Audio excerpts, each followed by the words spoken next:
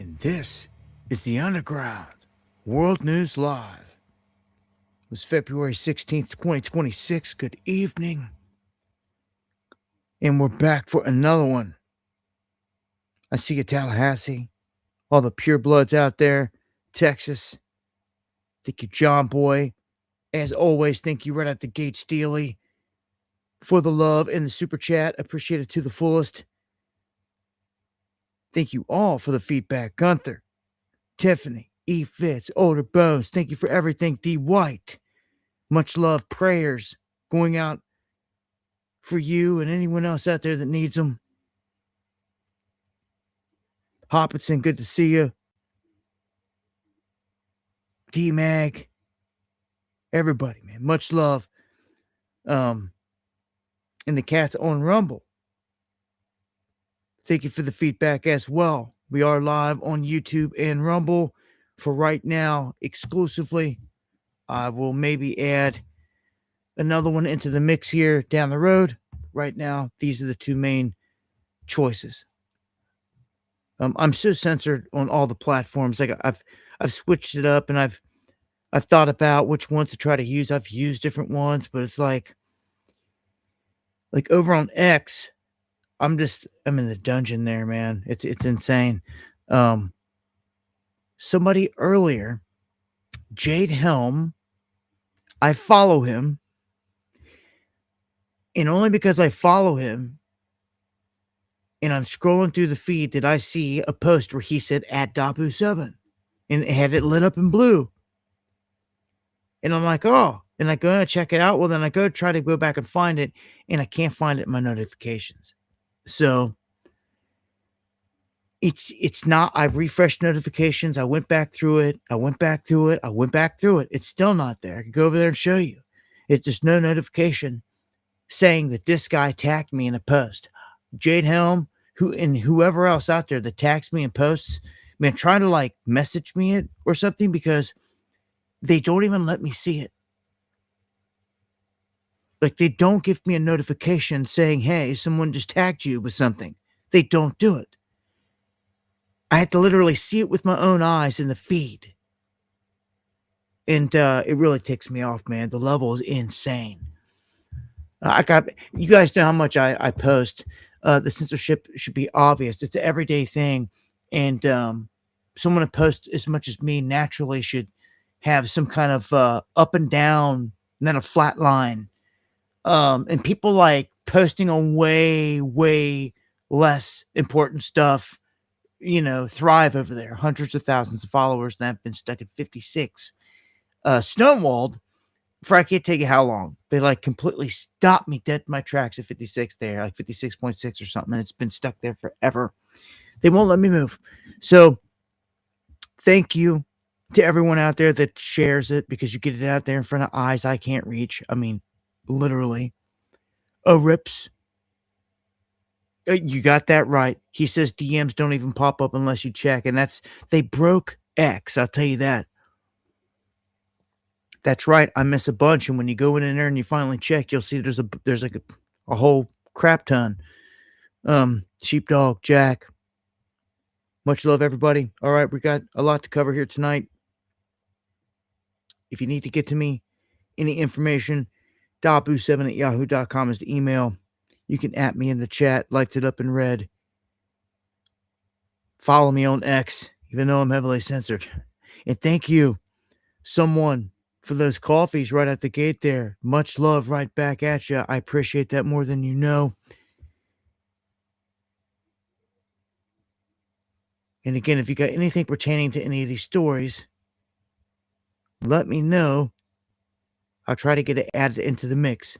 Any links or anything pertaining to what we're covering, for sure. If it's like a long video, don't expect me to be able to watch it, on the stream. Any videos I got to watch anyway before I'm going to run them, just for copyright and all that stuff. Anyway, but I do appreciate all of the info. And thank you, Deanne, for everything. All right, so let's start off here up in space. Going to try to knock this one out as smoothly and quickly as possible. And here we go with an update from space. We've got if you missed it last time, Comet 29P is a cryovolcanic comet, which means it's exploding with all kinds of different material that's coming out of it, outgassing and all that stuff. Usually you can tell what kind of compensation it's made of by the color, like copper burn green or something like that. And like all these different elements burn different colors. So they know just by looking at the color composition most of the time and in different spectrums, frequency readings on it, what it's kicking out, what it's made of, so to speak. But this one is huge, and it's taken the shape of Fibonacci that you see inside of a shell. It looks like a huge shell that you would find on the beach, like right there in the sky. That's the shape that it's taken in the spiral. Exactly. And it's got to be the largest example in all the cosmos, or in like all the different examples you can give. A shell is a good one. You can even take someone's ear. I've seen Trump's used, and other things where you find this signature, the Fibonacci signature that's found in everything. Well, I don't think it gets much bigger than that up in space, man. It's massive,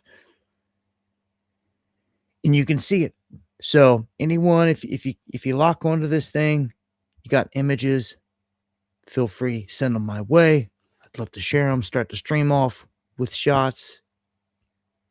The independent shots are the best out there. We've got this looks like a loop here. This is one of them rocket launches. This is from Vandenberg. It carried 24 new Starlink satellites into low Earth orbit. That brings the total number in orbit to 9,694. It's getting crowded. It's getting crowded up there. The Chinese are competing, and that's just the human space junk. We've got incoming objects. One that just came through here yesterday, and we got another one that's going to come through tomorrow, closer than the moon. The one tomorrow at 0.4 LD, so that's less than half the distance from here to the moon. And interesting.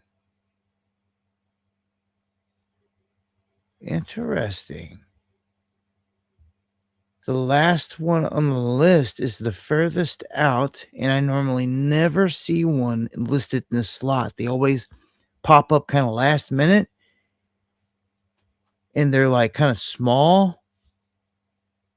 You can see the velocity up here in the diameter, but this is got at the very end of the month. I mean, look at the ones I was just pointing out. Look at the ones that are close that they point out. The 0.4, it's a 3 in diameter. 0.7, a 3 in diameter. 0.4, a 3 in diameter. Okay, so they're all rather small that come this close. Not this one. On April 14th of 2026, we have one that comes in at 0.7, and it's rather large compared to some of the other ones there. It's a 20 instead of 3. So just saying, we'll keep an eye on it. Any of these objects coming in. We also have a sun diving comet that's going to be coming in and impacting the sun. That's going to light up real big. And yes, it is a comet. I'll update as we approach that. All right, some of you guys might have had some issues today out there, and thank you, Big Easy, man. Thank you for the coffees. Keep up the good fight yourself, man. I appreciate the love and support to the fullest. A down detector today, early this morning, was saying that we had widespread outages again.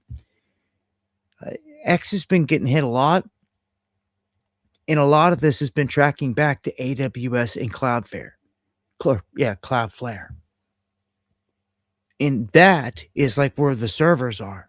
So the servers are getting messed with. Something's happening. Either their technology sucks and it keeps going down and it's having glitches, of which they keep covering up and they're not really saying what's going on, or there's something else Like they're getting targeted. And it's a guessing game at this point, but it keeps happening. And then I noticed right when I got to putting out the news on this that it wasn't just AWS and X, that all of a sudden all the AI platforms spiked. And as I said in the video, that's interesting to me. So the AI is having some difficulty there in the outage. It made me think of Trump mandating all these places to have their own like power station on site. Like they don't want these places to go offline or go down on their own. Right now, everything's connected and together. But what they're planning on doing is keeping all these big data centers and all that stuff separate from the grid. But you have to ask yourself why. It's kind of obvious they're expecting a huge grid down event, and they want the data centers to keep going. That's what it looks like to me. So if you guys had any issues on that, let me know. You can see on the map there, it was kind of widespread across the United States.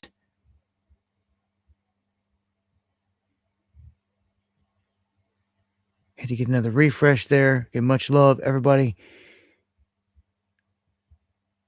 Go on to the next one here, where we had a shooting, unfortunately, today. A young girl killed, 4 different people injured. This was apparently a family dispute. It took place at an ice hockey rink in Rhode Island. The suspect dead. Officials said that the shooting is related to a family dispute where the man reportedly opened fire and killed his wife and daughter before turning the gun on himself. What a horrific situation here. I'll just give you some of the deets here. I'll play some of the some of this here. After being at the hospital, and there is 3 additional victims at the hospital that all are in critical condition at this time. It appears that this was a targeted event, that it may be a family dispute. We cannot release the names of the victims because obviously we want to speak to the family, make sure that the family is well aware of what happened before we release that information publicly. We had assistance from multiple police departments that came in to assist, to offer their assistance.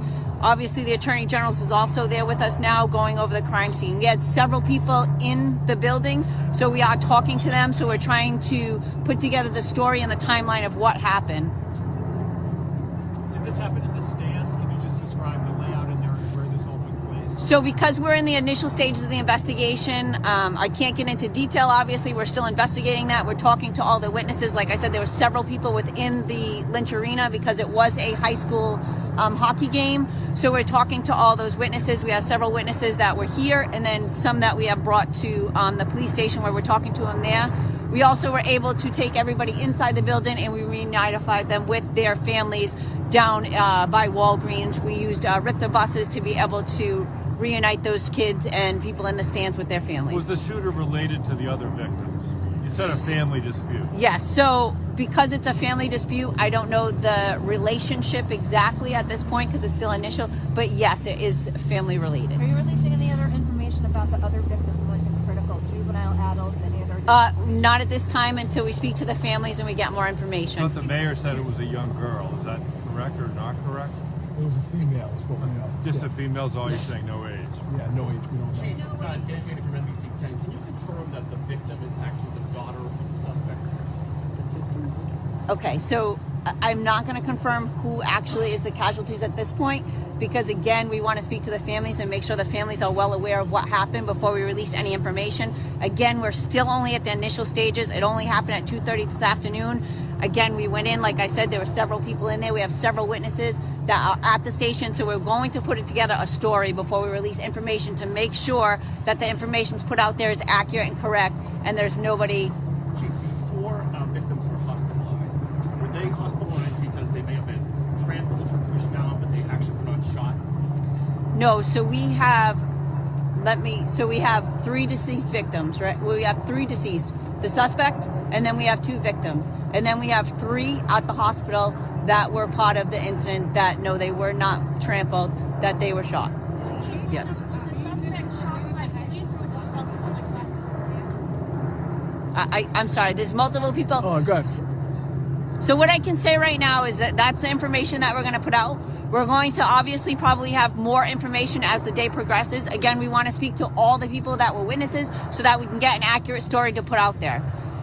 Okay, so I think it's a good update on that story. Gives you the lowdown there. 3 people injured in the hospital, 3 people deceased. And apparently it was this coward that killed his wife and daughter and himself in this horrific incident. So RIP to the innocent lives lost there. And we're going to move on here to the next one. We've got Mercedes-Benz recalling nearly 12,000 electric vehicles. Electric vehicles, saying that the battery packs could ignite. Announcing the recall here, blaming it on potentially faulty cells in the automobile's high voltage battery packs that could lead to a fire. And they're saying that that's what happened in front of an MBZ dealer in Malaysia in 2024. So that one was in the middle of charging. Well, this recall says that they can spontaneously catch fire either while parked or while driving. So it's got a faulty system. If you've got anything like this, you're going to want to look into this. If you don't understand what's going on with this, there's a lot of issues right there when it comes to that technology, so to speak. And there has been. Look with Tesla, with anything else out there that you have. And audio is good, right? Somebody says no sound. Hopefully we got a 5x5 there. And it's just them. But the issue here resides in how all these batteries are made. When it comes to the lithium, or what you hear as lithium ion or whatever out there, the way it charges, it creates these things called dendrites, and think you eat fits. These dendrites are like buildup, and the buildup builds up on the housing, and thank you everybody. It builds up on the housing and cracks the housing, and then it leads to an explosion is what happens. So they've been trying to find a way to stop this, and they did. And I reported on this here not long ago, but if you missed it, Samsung came out and made a big announcement in terms of batteries, like revolutionary, that they found a way to fix this problem. And the way to fix it was they introduced a small sliver of, or a small piece of silver on the top. A sliver of silver, and it stopped the dendrites from forming. That is crucial. And then that also was timed in, the release of the information that happened when silver was running up to 120. So there's a good reason why it happened, and you're going to see way more moves being made here with gold and silver. The most conductive metal on the planet. It's going to have all kinds of technological properties. The thing about gold and silver is they're going to definitely keep charging. They're used for money. They're used in technology. And it's in my own personal opinion. Yeah, I guess you just have to be on this level of thinking to see this next one. But I believe that the hordes of gold that are being swallowed up by all the countries are being given to their overlords.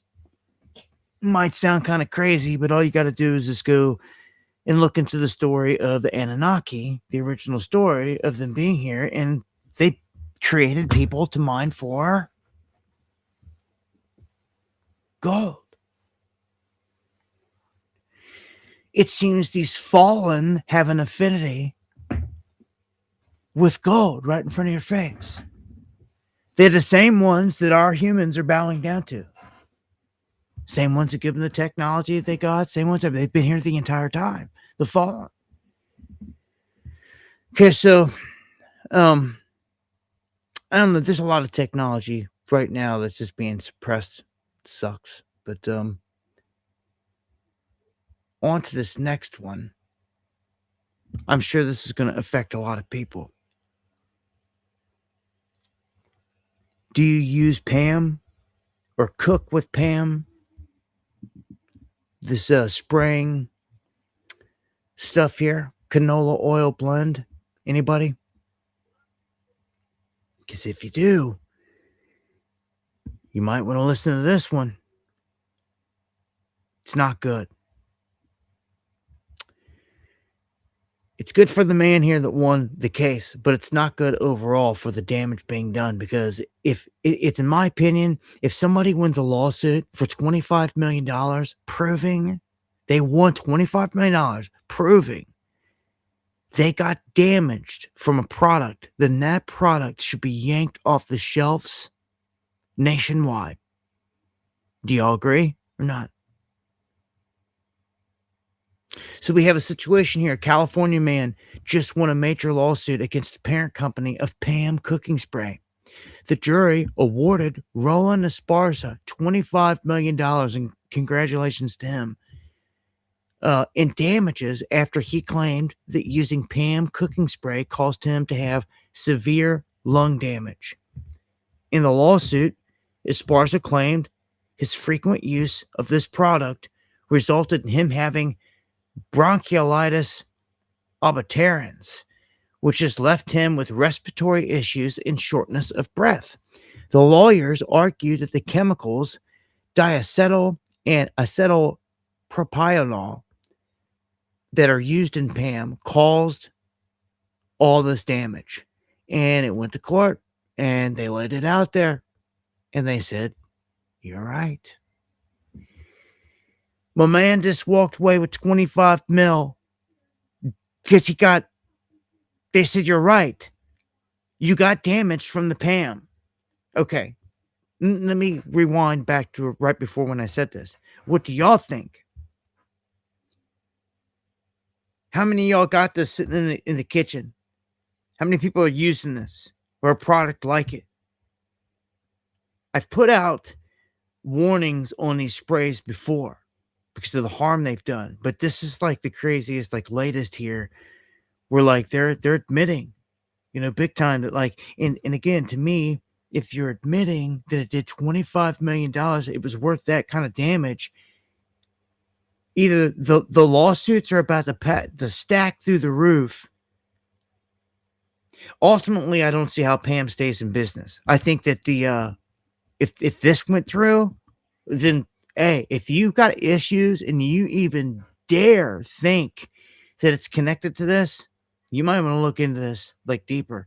If you've got some mystery issues that could be, I don't know, not solved, wondering what's going on, if you've been using Pam, here you go. Look no further. You better start eliminating things out of your life, out of your diet, if you're having issues, to try to get to the bottom of it, because we're being poisoned left and right, and it's allowed. It's allowed.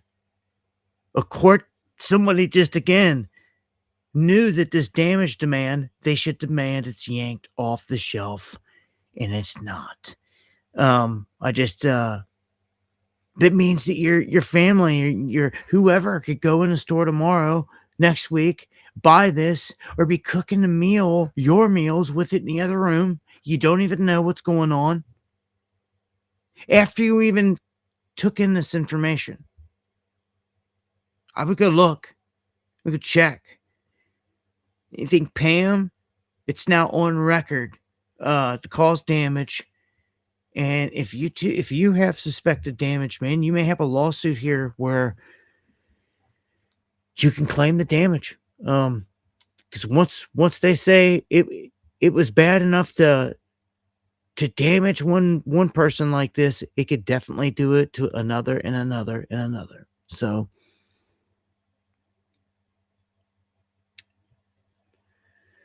maybe you can shine your tires with it. Maybe Jay from the Ville. I don't know. Yeah, there you go. If you got a couple boxes or something sitting around that you bought or something, yeah, I don't know.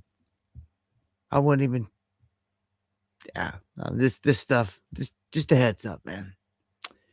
Everybody's different out there, and some people have no idea. Obviously, the Pam is not good. Now you know why. Now here's a positive one. In terms of the coffee, it's crazy how much coffee pops up in terms of being positive in the news feed. Like I see them and I can't talk about it because it's just I don't know. It I think it's a good thing. And as you can see here, coffee is tied to lowering a dementia risk. And I can't remember all the other things in the past that we've talked about, but there's been a plethora of positive health benefits that you get from coffee. Hmm. Let's dive into California. They are triggering what they are calling a reverse gold rush. And you already know this, that all the rich have been fleeing there left and right, all the way up to here, like this month. Like people are constantly leaving. And I'm not sure what's going to happen here in terms of this. It's a ton of big money's leaving too. So it's like, at this rate, I don't know, man. California's getting crippled pretty big. And if that's what Gavin Newsom will do to a state, what will he do to a country? I'm serious. What will they do economically? I'm telling you that you should probably prepare for this because what I'm seeing right now is that's what's going to happen. That's what they're telegraphing. They're telegraphing that it's going to be Gavin Newsom that you get next. Whether you like it or not. I know a ton of people didn't like that Joe Biden was president and felt that the American people did not vote for that. And I felt the American people obviously was showing that they voted for Trump. But they gave you Biden with the 10 million extra vote thing. You got Biden. And nobody did nothing in response. They waited it out. Oh, we'll wait 4 more years and then Trump will have another chance. And they played that card. Well, this next time it's going to be J.D. Vance against Gavin Newsom. You're going to see that clearly here in a second when I get into the political stuff. You're going to see clearly who's going to be running. And it's way early. But again, when I look back at like your track record, it did the same thing with Kamala. They're all fraudulent, and they all have horrible histories and track records. Only thing that they got them into their position are they're sellouts for the beast. And that's the truth. And Gavin Newsom, man, that guy, this character, he is the bloodline. He's Newsom. If you don't know who in what apparatus has controlled California for a long time, you need to do some research. And when you do, you'll find out that the Newsom family has been at the heart of it for a long time. And he's just the latest Newsom to have this power handed down to him. And he's their man. You'll see. You're going to hear more and more of it. And as if this place gets trashed economically and we go into war and recession, depression, anything like that, it doesn't matter what J.D. Vance says or does to try to separate himself from it. It's not going to work. It never does. Because everyone's going to say, well, why didn't you already do it? You just had 4 years. You were just vice president. Why didn't you do this or that? Of course, he's going to have excuse after excuse, saying he can only do so much as a vice, blah, blah, blah. But I could see them tearing this down so much to where they flip this thing. And what's going to be a nightmare for all these MAGA and everyone else on that's sat there is they put these laws on the books against the left. and they're going to use them against the right. And Trump will have been the man to put them on the books. You can just wait till the other side gets in there. I keep seeing that they keep threatening that if they lose midterms, it's over. This and that's over. Like, what's over? Trump's like, they're going to impeach me again. But and all these scare tactics. And it's like, hold on, you got all this power, all this control. It's a puppet show either way it goes, right? So, which states are seeing the fastest rise in terms of income, like job opportunity, right? That means a lot. If you're going to move, if you're in a bad place right now, you want to go somewhere better, this would be one of the things you're looking at. The fastest rising incomes between 2019 and 2024, the top spot goes to Colorado. So Colorado making moves there in terms of, people being their income rising, which is good for the people, especially in a time where we're facing higher prices everywhere you go. And you can see the percentages there. Rising incomes. The lowest in the country was like North Carolina. Yeah. At like 10%. So, yeah, North Carolina, Oklahoma, just not showing a lot of growth. In Georgia, Colorado, Montana, up there, not a lot of people. Maine. All right, let's jump into the metals. Metals, silver. Let's get a refresh here. 76.65 is where we sit. We were just down to 74, right under $75 on silver here, just here recently. You can see silver followed gold. Gold came off the top, it was up here right around 5,000 and dove down, and it brought everything else with it like it always does. Silver, platinum, palladium. They all act a little different, but silver, man, let it keep dropping in my book. I'd rather this open up a really good buy window, $50, $60 range again. You just better go to town when that happens and not forget the goal. See, that's the thing. Everyone always takes their eye off the prize. That's why people missed it this last time. We were back buying at $12 and silver ran to 120. Are you kidding me? Way over a 10x. And the people that missed it because they took their eye off the prize. They quit stacking. They forgot about it.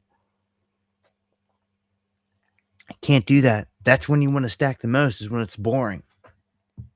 Always remember that. That's when you want to stack something the most, is when it's boring, not when there's a frenzy about it. Okay? And much love tacos out there, wherever you are tonight. I know he's dealing with some things, but Spiro, thank you for reporting back to me and letting me know what was going on with the prices on things in your neck of the woods. It's kind of shocking to know that some areas out there, if you're trying to get gold or silver right now, and I'm talking your local shop, the premiums are like, hey, well, the highest report that I've got here was like $15, $15 premium. That's crazy, because you can go online at Mex, JM Bullion, and their premium's like 12, which is high. It hit there when it went over $100 and it hasn't come down. So they're sitting there trying to still make their money. But it should shrink back down as this drops back down, but it's just not right now. Well, in Colorado, the premium is only $3. So if anybody's wanting to buy some like silver, holler at me, I'll get a game plan together, call some Colorado shops. I mean, we got this confirmed. Maybe you need to take a road trip if you want to make a big purchase. Take your road trip Colorado because, I mean, at that rate, that's the cheapest place that I know of right now in the country to get it. That low of a premium over spot. Saying, just trying to give you guys some key intel. I was telling you all these countries buying up all the gold. Well, China. What's crazy is they've kept the United States completely off this. Like, not in buying, not in selling. They don't have it anywhere. They don't give a reason why. But they show the most purchased is China, Poland, Turkey, India, Brazil. Those are like the big dogs. And then the guys selling the most were the Philippines, Kazakhstan, Sri Lanka, Germany, and just really dwindles down to nothing. But as always, it shows us one key thing, that China sits at the top. It's like it's been phenomenal. Record breaking pace. They buy gold like no one else. I would say the United States is right there with them somewhere. Like the last time I showed this, they were there. They showed where the US was, like right there at the top, and like for whatever reason, they're not showing them. I don't know. Maybe it's because there's no gold in Fort Knox. What do you think?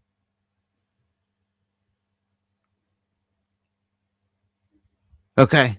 Okay. Thanks for the feedback, Kepler. Yeah. Okay. Everyone's got everyone's got their favorites. Kitco, AppMex, JM Bullion. Be honest with you, I've used all of them. USD. Can't knock any of them. But what I do is I evaluate all of them, and at the same time, if I'm looking to purchase, I evaluate all of them and go with the cheapest price.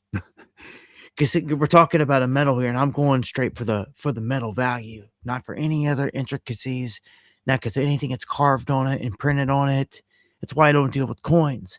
Coins can be tricky because this can be tricky. You can buy it investing like right now, but you could also buy something rare and like you not even know it and going off it just for the spot value with all the rest of your silver. When you're ready to off it, unload it, and completely miss. Like you got to really pay attention to the coins. I talked to the dealer about that, and if you want to make an investment, always remember this: if you're buying from any of these sites, keep the receipt and keep it in the plastic. Just keep it in a little bubble plastic or whatever sleeve it comes in. Throw it in a safe spot, right? Keep it in that plastic. Keep the receipt, and if you can buy it serialized, buy it serialized, or it's called TEP. Okay, and what that means is it'll be in like a plastic case and have a serial number, or if you're lucky, a serial number either on the bag or on the bar itself. All that does right there is this: they can't give you no argument when you go to off it, right?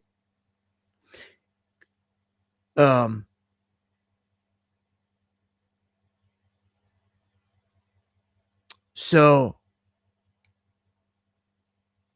that's the update on gold and silver. So I dropped the video here, a huge financial update video, and we're gonna dive into this because this is very important. Look, I lightweight can't. There's one thing I can't stand more than anything is like when I get cherry picked on the work I do and the information that I say or whatever. And some of the bigger ideas and theories that I got that just obviously come out of my own mind. They've been around for a long time. But like when I dub things, certain things, and just give it my own name, like whether someone else is giving something a name or they've stolen it. I say that because I've been telling you I've been telling all of you that have been here for quite a while, and you know this, of the huge event that I expect to happen and come. And I've been telling you about this even before Trump was ever even president. That on Trump's watch, once he was elected, he would be the man that brings in the financial reset. And all the signs are there. All the way up to the Rothschild magazine cover here recently, right? And I even told you that I dubbed this, and I've said it so many times on record. I call it the Great Taking. Because it's the first thing that is always come to mind when you realize what they're going to do here. They're going to steal everyone's 401ks, and they're going to crash the stock market in doing this. Now, some people say, oh, it's conspiracy theory. It can't happen. It won't happen. It's against the law. It's illegal. Well, no, it's not. And that's what we're going to talk about right now. Some people live in a fantasy and live a lie, is what they do. And they just make up whatever they think. Or maybe they're thinking something that used to be a certain way, but it's been 5-10 years. Things have changed and they've missed the update. They need to get with the update. Okay. So in comes the situation with Wall Street here. As you can see, this is foxnews.com from yesterday. Fox News from yesterday. Wall Street could seize your retirement in the next financial crash, which is about to happen. And it's perfectly legal.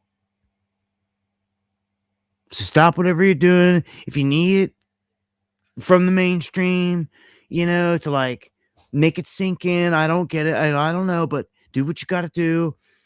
There it is. Okay. They are telling you what I've been warning you about this entire time. Of course, when I say it, it's this conspiracy crap all the time. It's how they want to label it. Okay. But nope. Here it is. What are you going to call it now? All you've done is prove this conspiracy correct. Again. Okay. So we haven't even got the Mar-a-Lago Accord popping yet. That's going to happen here in May or here anytime. As soon as this next Fed chair gets officially put in, it's all going to get put into motion, and watch out. You remember, I've told you all this. So we're getting so close. So close that the lemmings, the sheep out there that need spoon-fed from their TV at night, that's what's happening now. I tried, anyone to listen to the Paul Revere's out there, anyone trying to warn way ahead of time, you already knew about this. That's what I just said. We've been talking about this. Now, here they come, and they're like trying to wake up the rest of the sheep. Like, look, idiots. Like, if you did want to listen to the guys that actually figured it out, and you want to call them names or this and that, you call conspiracy, well, it's real. And like it's about to happen, and like it's legal. There's nothing that you can do about it except take your money out of the 401k and out of stocks. That's the only thing that you can do.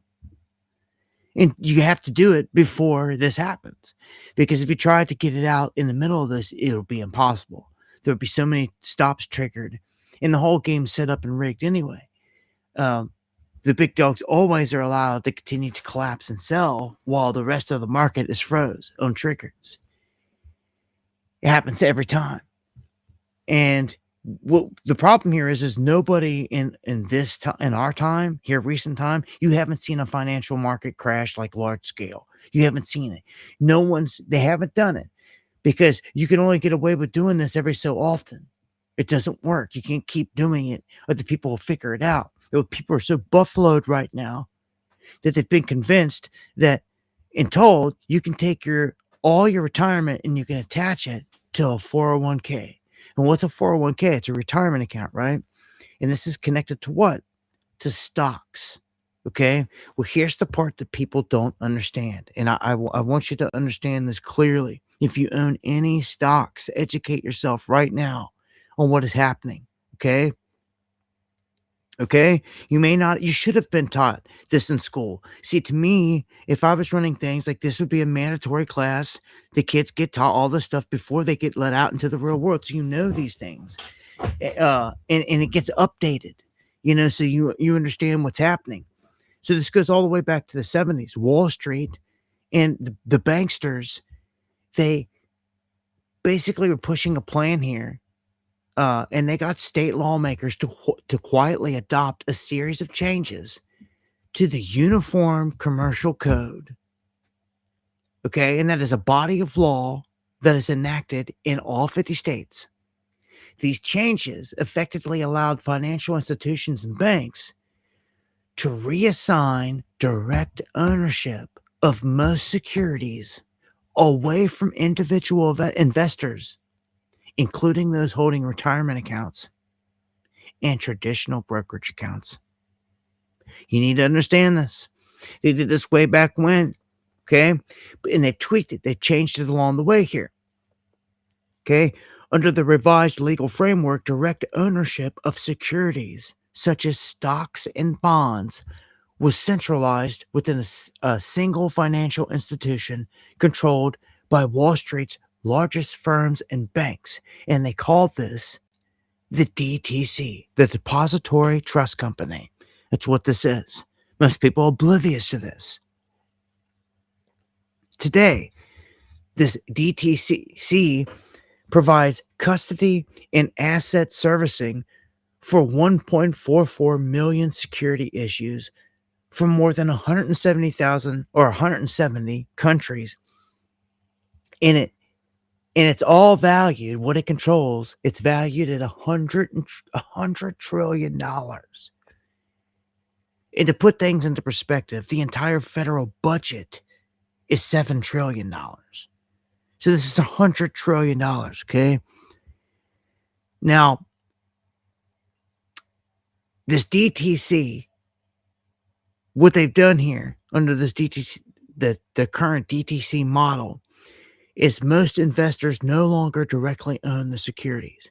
Instead, they hold what the law refers to as a security entitlement. This is the key part that everyone needs to understand.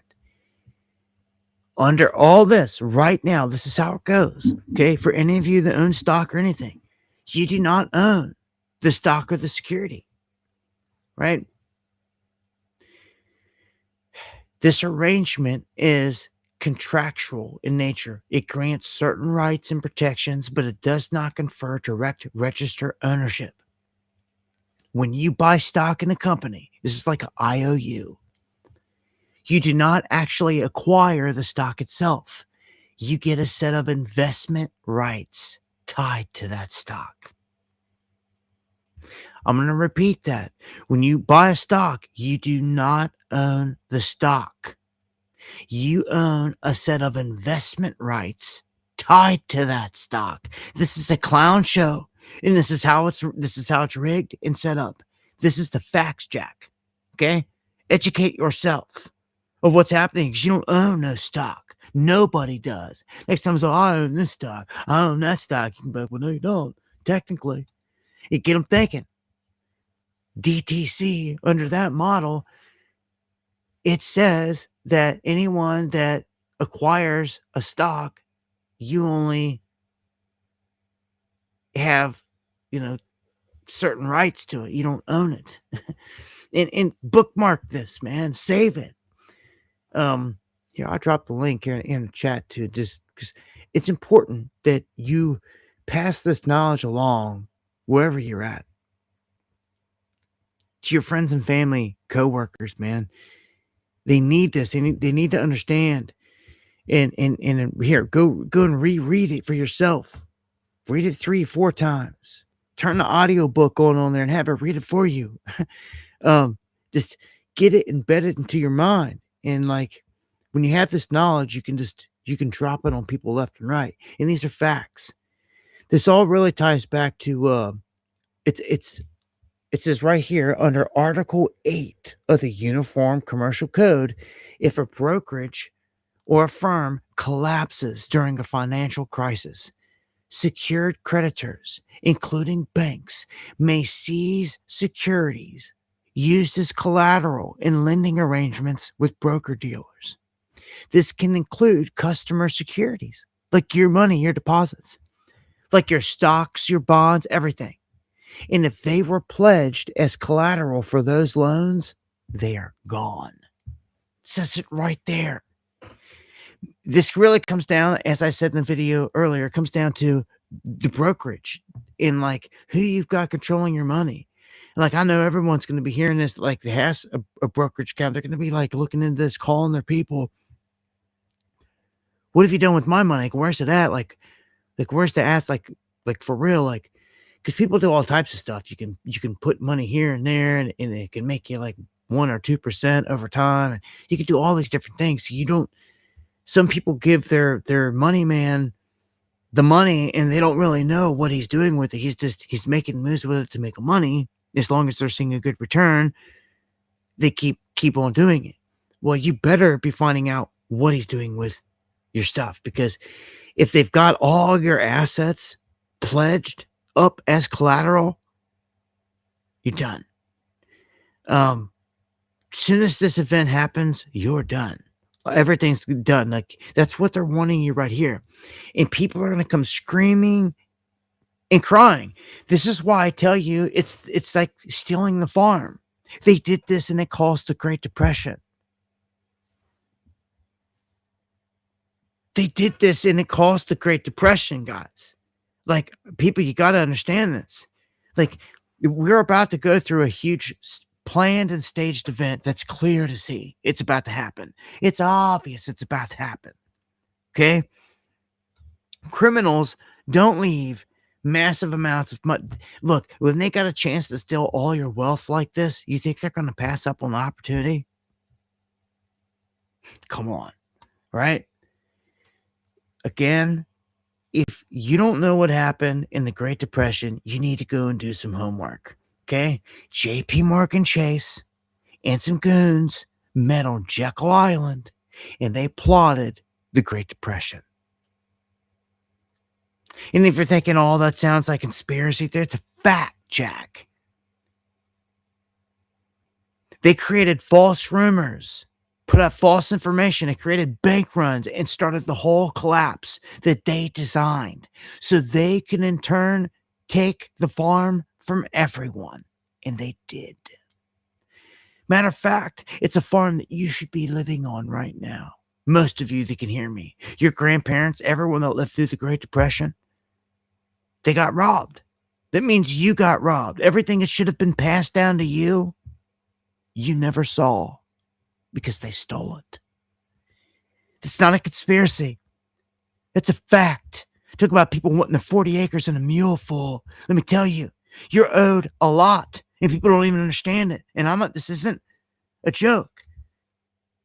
Your forefathers, our forefathers, were blatantly robbed, and they admit it in the open now that it was all planned. And their offspring are here running the game still, and they're coming back for another round. You see, you can't do these things all the time. Look how long it's been since the Great Depression. It's something it takes some generations to do. So the big one's about to happen, and to get it off one time, the big collapse, and it will be the reset that Trump told you he was sent here to do. And it will happen on his watch, just as we know it will. So this is where we're at in this whole thing. I've warned you. I've warned you. And I warned you. And most of you know it. You know I warned you about the 401k. And here tonight, here is the mainstream media trying to tell all the lemmings at the last minute. Listen up. Like, it's going down. Didn't want to listen to Tabu 7 over there, you know. A long time ago, when he started talking about this, you were slipping. You actually had the beat on this way ahead of time. You know how long ago I've known about this? Cannons, are you out there tonight, bro? I don't even remember when it was. Like, he went and he cashed out his 401k. He made moves and was showing me all the moves he made. It's been a minute. Like Listen, he cashed. Look, I don't even know if it was him. Okay, yeah. Yeah, he sent me pictures and images here of all the stuff that he went and the moves he made when he cashed out his 401k. So he made his moves so they can't get him. And I salute that. And then other people have sent me the same thing. Told me the same thing. They've acquired land and they're making moves because they cashed out a majority of the stocks and all that stuff. And one of them said that since they did this off of what I told them, they've even stacked up like $40,000-$50,000 more since then in their savings. And get ready to do it again because they don't trust having nothing in there, I guess, you know? So it's like,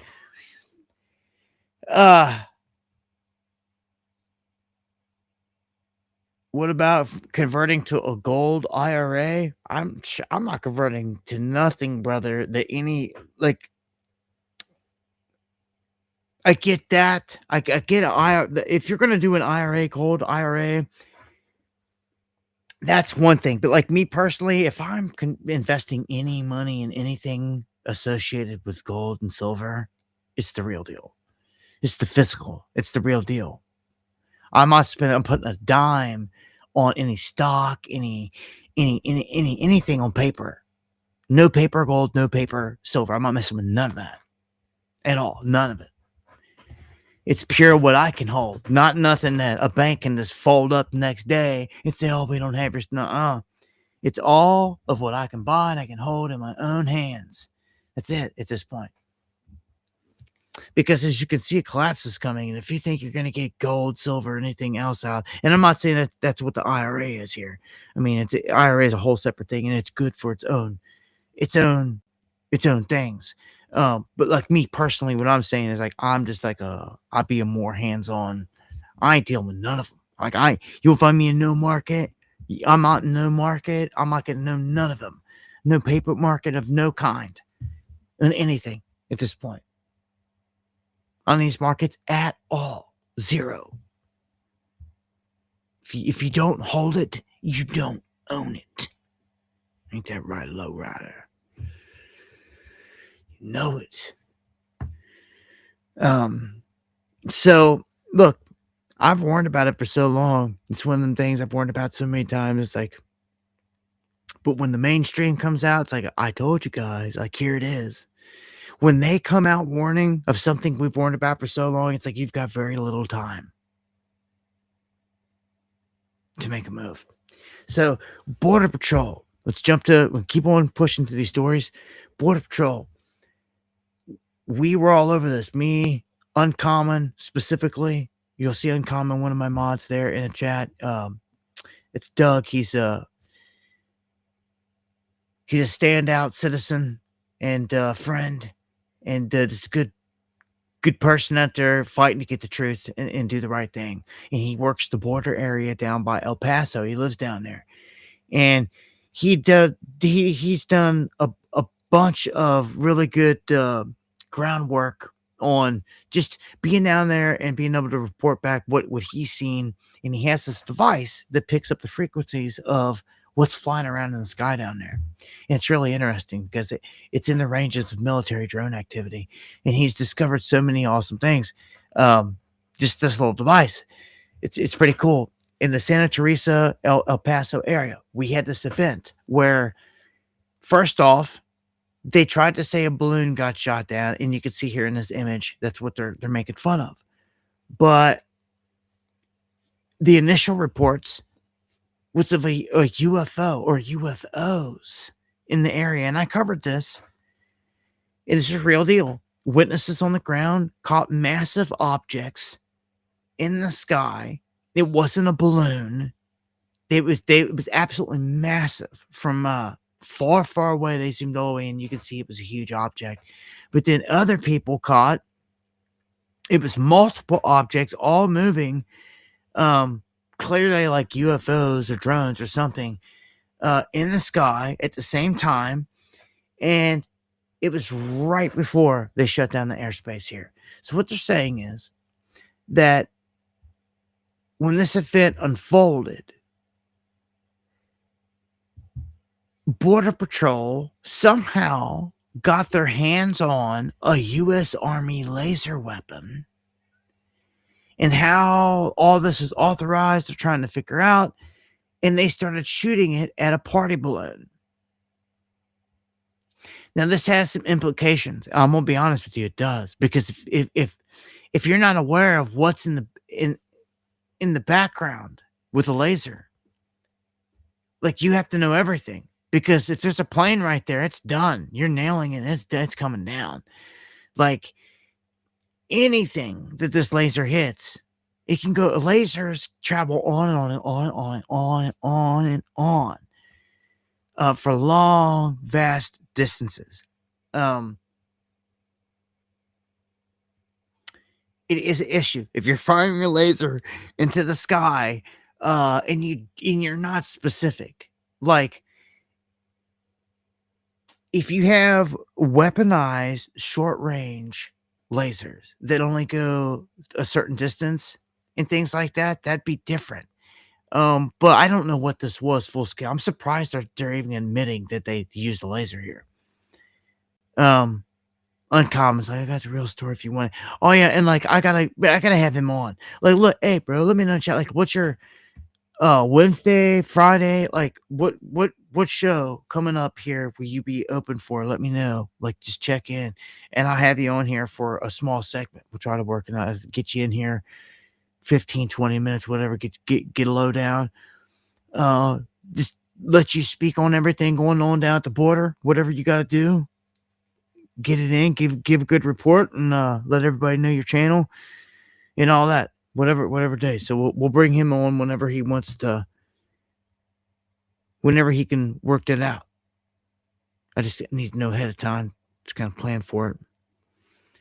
And yeah, man, always looking forward to information pertaining to this, because I think it's going to escalate and it's going to go further. And I think I think you really are.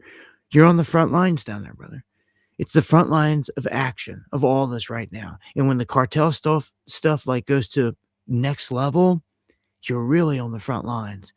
And I mean, you're on the front lines of war of our country at that point.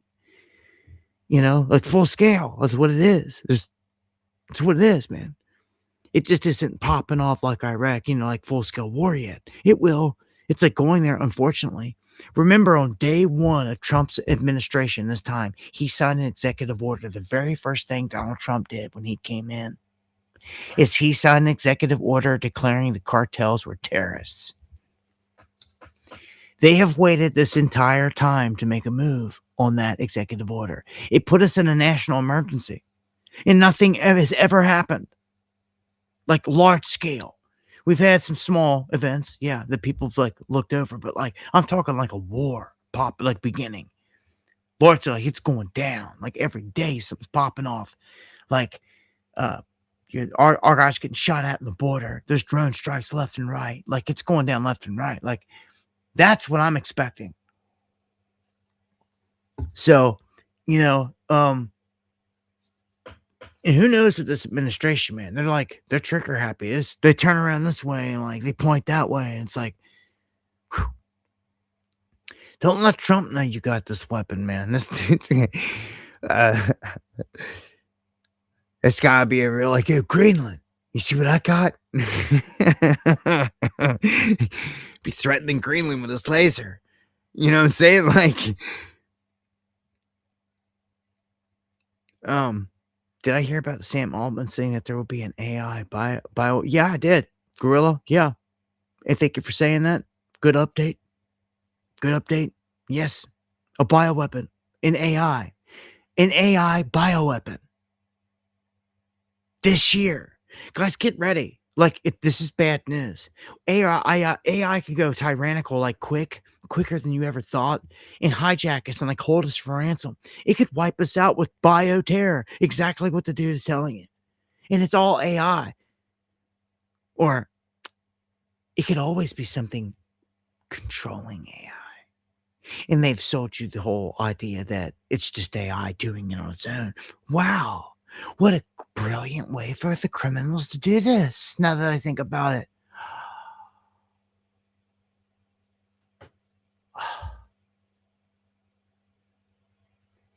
They could do all these criminal things and they can just say the AI did it. They could do all of it. Oh no, we're screwed. We're screwed. We're screwed. It's done. Oh no, man.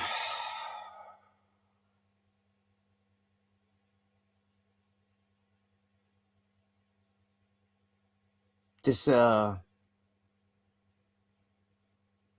time's short, man. The world that you know that you live in, it's about to evaporate.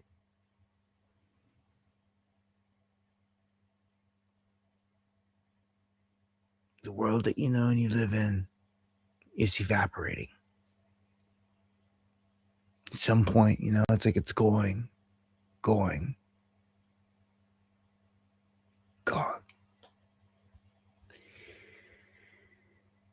Dude, AI, this by 2030, it's gonna replace and shatter our lives as humans, like no one ever, like we see it coming, but like most would never see coming.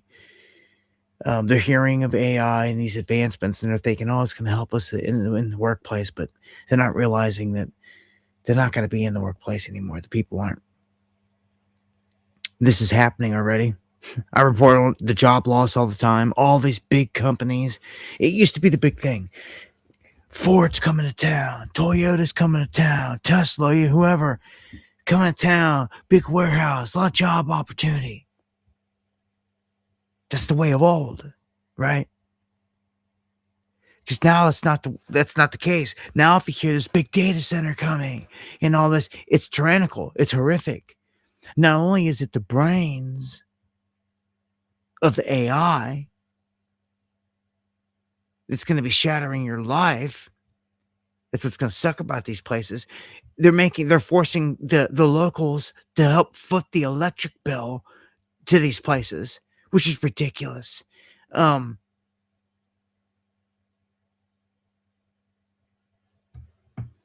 All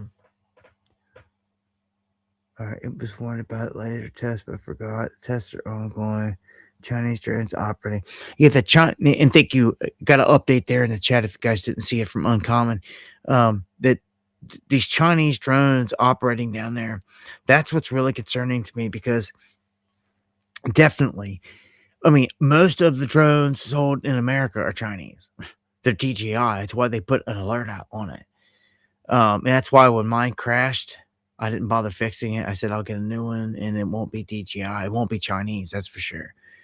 But the Chinese are flying military drones down in Mexico right across the border. Let's just put it that way. They're right there. Our military knows it.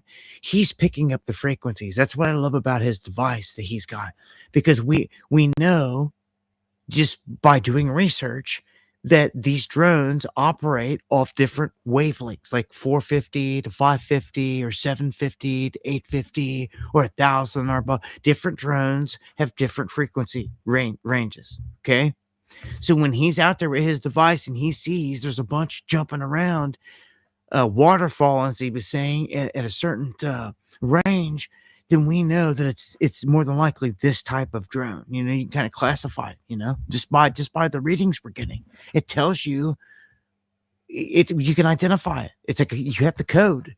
You already know what drone gives off that frequency or operates in that frequency. So when you pick up that frequency, you know, got a good idea of what kind of drone is potentially in the sky. And all this is military. Bone Scar, much love. Member for 13 months of the underground. Much love, brother. So look, man, again, the stuff with this event, I'll continue to update, and I appreciate everything that you're doing down there, Uncommon. And one last update, he's saying we're talking about military grade CH4, not DJIs. Yeah, I know, bro. The DJIs are there, but they're only to drop, you know, the bad stuff the cartels want to drop. I get it. Now, these are like the big ones. Yeah, I get it. I know they're the big dogs. They're military grade. Um, that's it's concerning. It's super concerning to me. I feel like this is a big setup. So do others. All right, we've got another story here. ByteDance vows to crack down on unauthorized IP in this Seedance 2.0. Now, this is coming from Disney. Okay, Disney and Paramount. They have sent a cease and desist letter to ByteDance, and they are accusing the Chinese of blatant infringement. This should not shock anybody. We'll take this all the way back to Trump's first administration, and this is one thing I strongly agreed with then, and the same thing goes now. The Chinese were stealing our intellectual property rights big time, and it had to be stopped. It has to be stopped. That's when they are able to take your idea and steal it and make a knockoff, and because of the whole setup, and then ship it all the way around the world and still sell it cheaper than you can to the people. That's crazy. That's crazy. But that's what they do. That's what they master. So this is the current situation. Like they rip everybody off, and it's like, I guess Disney and them didn't care, but now that AI is making this big move, what the Chinese have done is they had their AI learn everything around the world. And when it did, it took in Disney material, and like they're trying to sue them on that. And it's like, well, the results of this is gonna loom large for all the AI places. ByteDance will take steps to stop the unauthorized use of intellectual property on its new AI video generator. The Chinese firm made the announcement Monday following legal threats from US studios, including Disney. Seedance 2.0 was released last week, and videos made on it have gone viral in China. The AI model has been praised for its ability to produce cinematic storylines with only a few prompts. However, a source told Reuters Disney sent a cease and desist letter to ByteDance. They said the US giant accused the Chinese firm of using Disney characters to train and power Seedance without permission. While ByteDance said it was working to improve current safeguards over the unauthorized use of intellectual property, it didn't describe the measures it was taking. Variety reported Paramount Skydance also sent a cease and desist letter to ByteDance. It reportedly accused the Chinese company of blatant infringement of its intellectual property. Disney's move comes months after it signed a licensing deal with OpenAI. It allows the startup to use characters from Star Wars, Pixar, and Marvel franchises in its Sora video generator. You see what they're doing? It's like you have to have permission to be able to even train your AI on this stuff. So, and with all this, it becomes tricky with rights and infringement and all this stuff. Yeah. So let's go to Amazon's Ring Cam and Google's Nest. If you guys don't know, we're hearing the Palantir system has been hacked. And that all this data and information, all this stuff is out there. It's just ridiculous. So you're talking about the Palantir, the police state that's helping set up all this stuff that's tracking humans in the United States. Peter Thiel's baby here, responsible. So what they're doing, it's like out of a movie, literally. Equal Eye is what it's like. Where they take AI and they put it in a program that is connected to every camera in the country. Like everywhere. And they can see you anywhere and everywhere at any moment.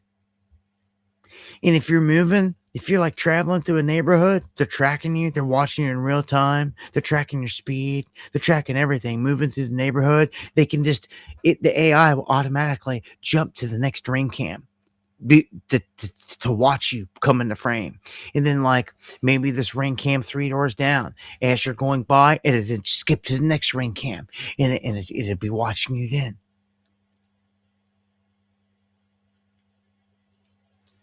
Almost everyone's camera out there, all these camera systems are like open where they can like be picked up on the frequency. And there's websites you can go to and you can like just see like into people's backyards while they're doing, you know, whatever.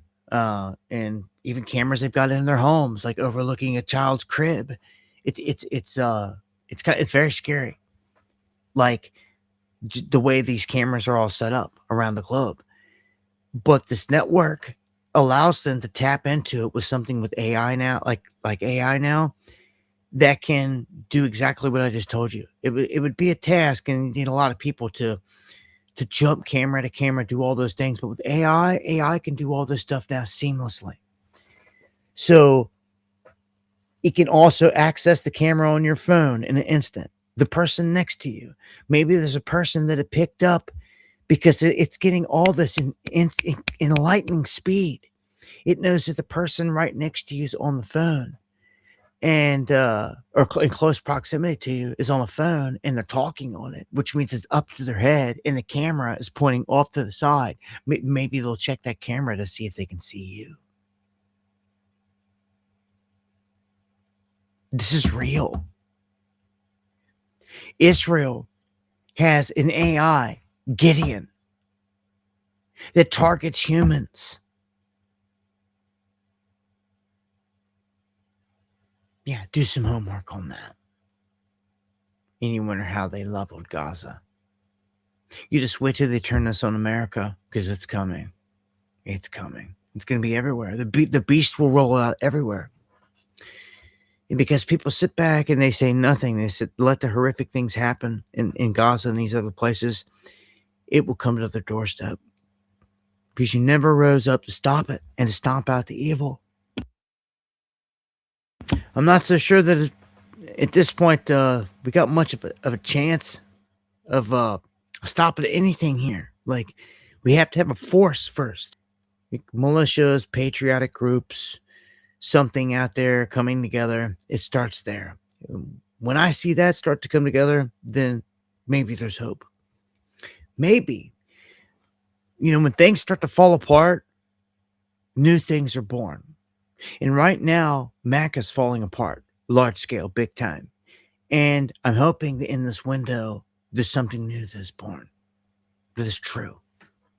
And it's just of the truth, of seeing things for what it is. Now, of all those people basically falling out of the left-right paradigm, finally, awakening out of it, and coming up here to the top level, above it all, where you know it's all game.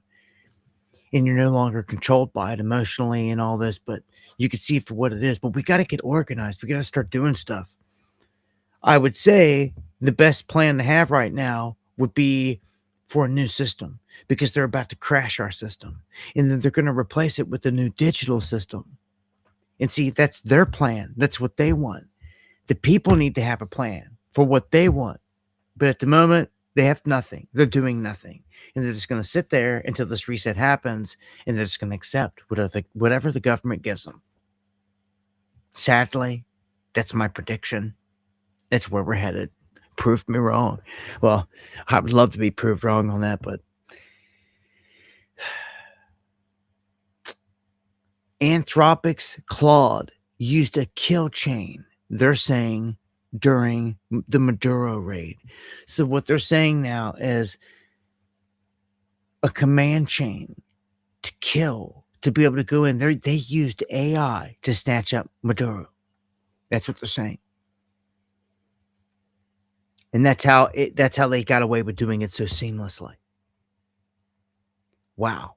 So now they're openly saying that, yeah, in their military operations, the large scale, AI is calling shots. It's giving the advanced shots, all kinds of different shot calls. Yeah, this is we've entered a new paradigm.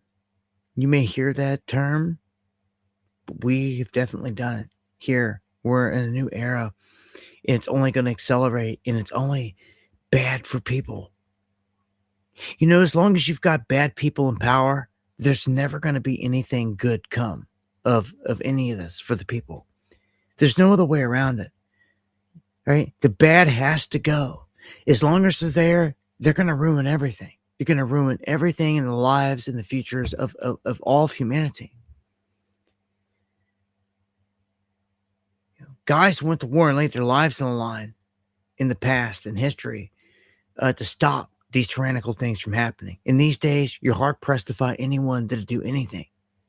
And it just blows my mind how, most people these days, they claim they're awake in this and that, or that we're in the military, will allow any of their children to join the military when they know that it's the beast. And so you have all these people. It's one of my biggest issues because I wasn't trained in the military to do none of these things. You got people that took an oath to defend us, the people, not the government, not to defend the government, but to defend the people against threats, foreign and domestic. Foreign is them sending you off to Iraq or Afghanistan or Ukraine or whatever. You know what I'm saying? That's foreign. And you see what you see every day. People don't care that, my son just got orders, he's getting sent to Iraq, getting sent to Afghanistan or whatever. Okay. You have no problem with that. You have no problem with your kid getting sent by this government to go kill innocent people somewhere else at this point, because you know that's what it is. You at this point know the corruption is what you call the deep state. It's the beast and it's right here. Yet no one.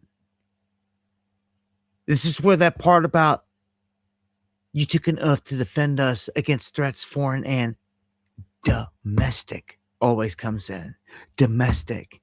And that's what we're lacking. I see no one that took that oath standing up with a bullhorn anywhere at this point, flexing on that matter.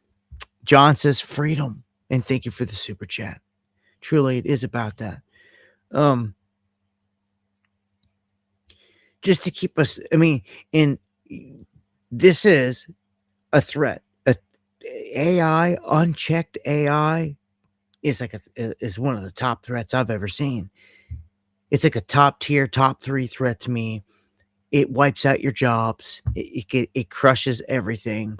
And when these robots come out here, Optimus, and they got them weaponized like Terminator, like the Chinese already have with guns on them and everything else, they're not going to be these little old, they're not going to be these simple, sweet things as Kim Kardashian is trying to push the Tesla model to be, like doing your laundry and your chores and helping you around the house, and also supposed to be like a security guard for, I guess, whatever, but it's not armed with any major weapons. The Chinese ones are, and they look sinister. The Chinese made sure that they made theirs look dark and sinister, which is crazy. So in the future, I'm going to say 10 years, you're going to see full-blown battles being waged with these bots involved. Large scale. You're already seeing them with the wheels. You're already seeing the drones. Like, big time. That's all that's happening right now. Like, right now is the evolution of the drone warfare. It's what's happened all in Ukraine. It is the weapon of choice. It does the most damage. And what do people know about stopping a drone from blowing them up? You might want to do some research on that. When I get into the military stuff here in a minute, I'll tap in on that. Okay, so we've got the grand jury indicting a Democrat former New Jersey mayor and a police sergeant for drugging and sexually assaulting a child that he met online. So this is the piece of workspace. Andrew Labruno. And you can sit in a cell for a long time for your crap. Sexually assaulting a child.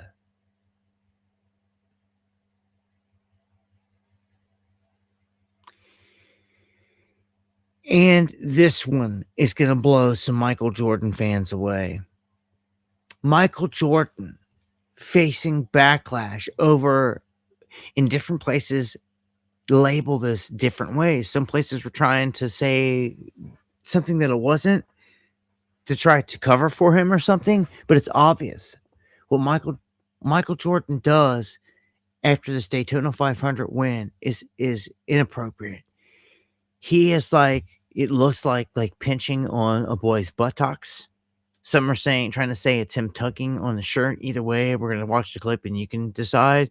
And then he reaches down and rubs his legs, which there's no excuse for that. No, you can't. There's nothing that they can say. There's nothing like, oh, he had a fly on him or something. Like, there's no good excuse they can give for why he reached down and did it. So he was touching this boy in a way that, with all the stuff going on, his name wasn't in the S-team files or show up in no list. Like, he just put himself there with this move. Like, he put himself in the discussion because of his actions.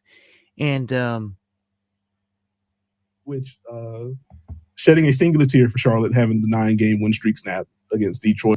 all right, that's not going to show it. This is it right here. Here's Jordan with the white hat. He's got this weird, devious look on his face, looking off to the left. And he's got a kid standing right in front of him, and they've got this whole NASCAR trophy. And like, everyone's in a celebratory mood, right? NASCAR was just won, whatever. And for whatever reason, Jordan's up there all hyped up. And I'm going to play the clip. Watch what he does. He reaches out and he touches this boy right here. Watch.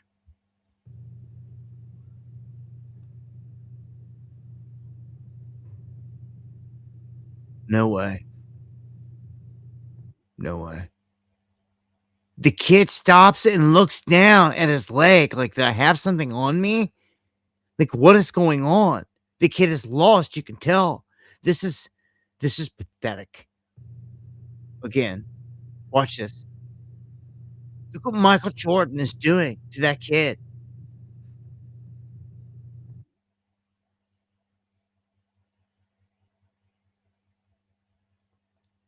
Dude, I'm at like a lost words, dude. Like,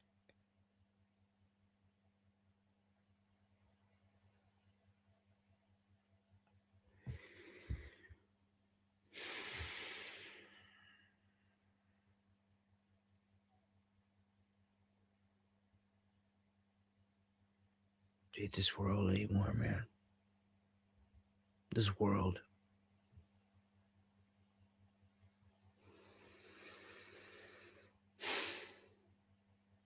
It's all of them.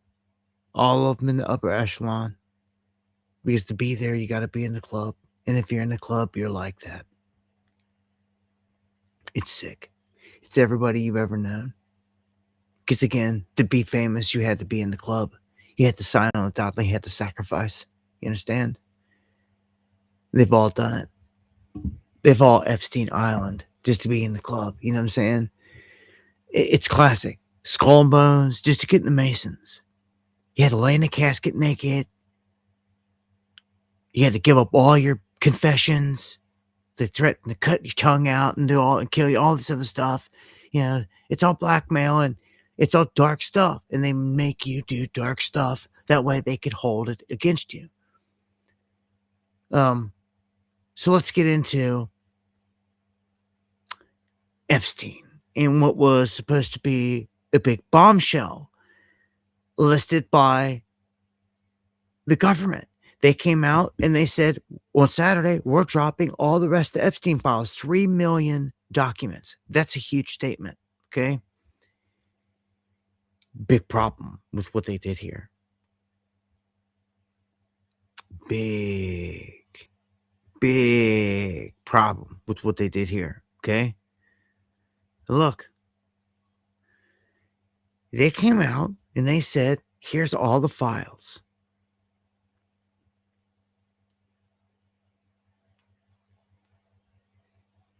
They did not release them all to the public.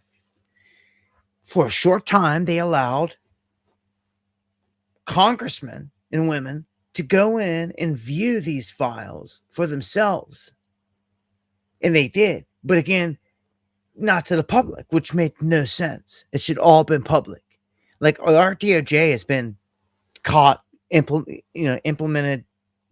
Like they're caught in this, like trying to cover the whole thing up. They was right at the gate with Wexner, someone that was in a case talking about child trafficking, and they had his face and name covered up. Why? Because they were protecting the criminal. And that right there is treason, and I don't trust this, that whole part. You're going to protect child traffickers? It shows you how far and how deep this rabbit hole goes and why they've been sidestepping this stuff the whole time. So Nancy Mace comes out and says, oh, no, you don't. You just tried to act like you just dropped the rest of the files, and you're going to act like this whole thing's over with. And they might. Remember, Ghislaine Maxwell, what looked like a freaking body, I don't know what it was, what you want to call it. Something that they call Ghislaine Maxwell that was not the Ghislaine Maxwell that we know, gave up pled the fifth on a deposition on camera. And everybody knows it out there. I dropped the video on it. It's crazy.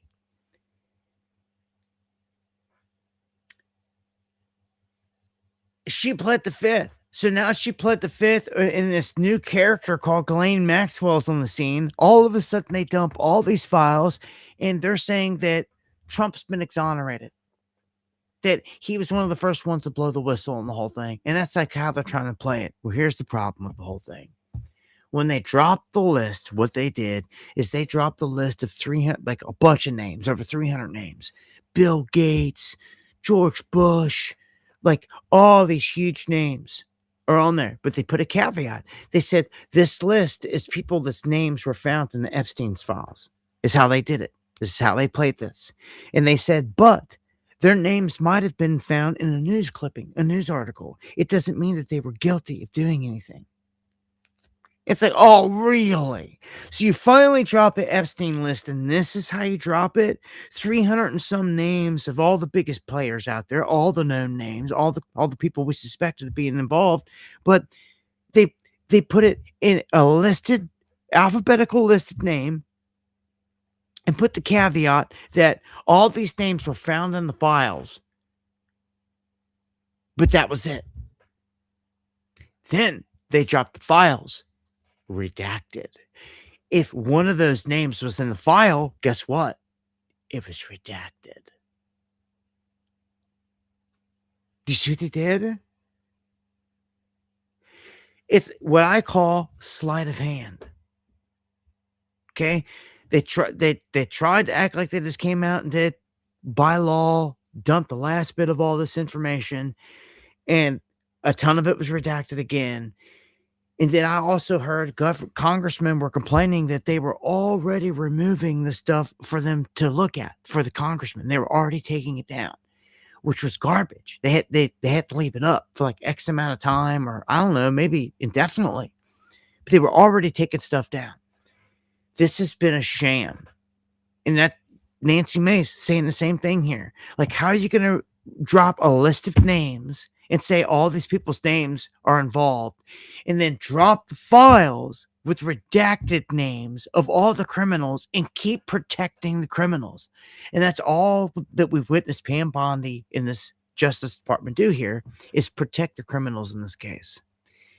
And it seems like here they're trying to sweep it under the rug and be done with it and put the story away, or deflect in other directions and throw other people under the bus.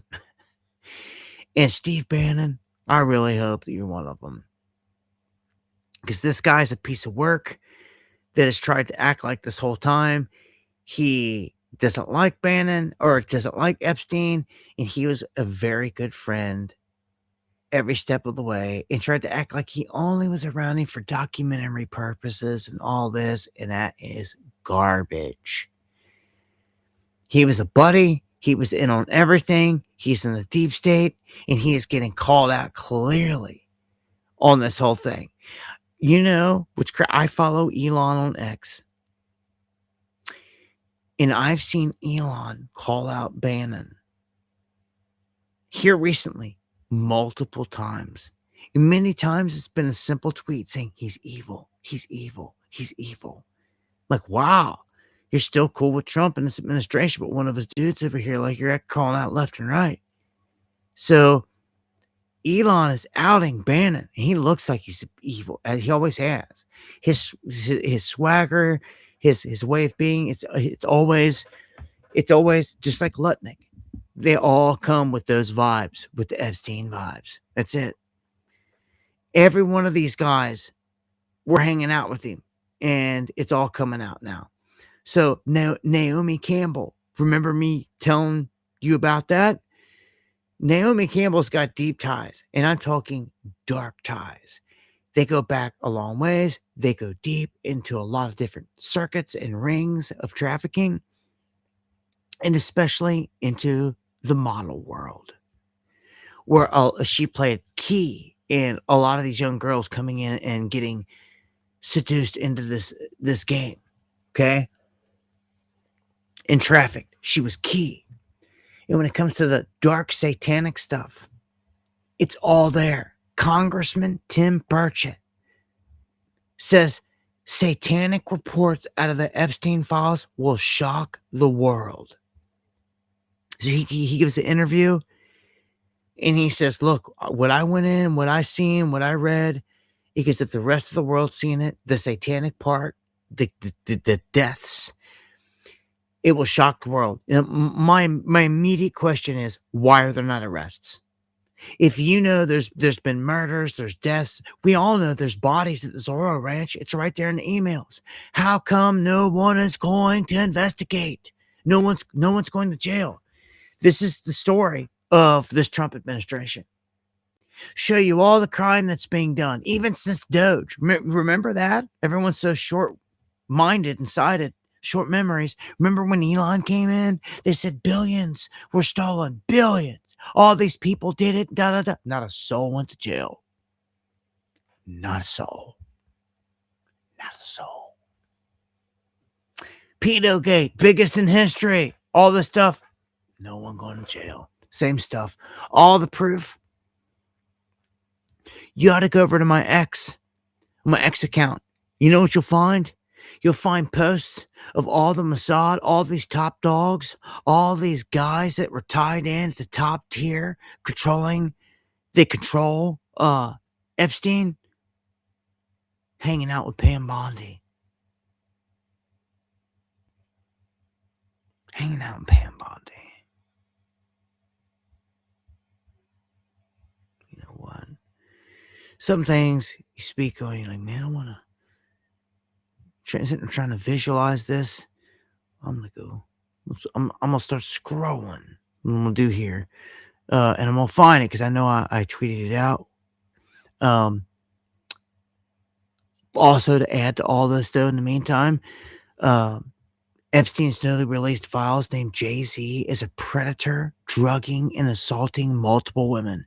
If that's the case, why is there not a case on him? Why is he not arrested right now?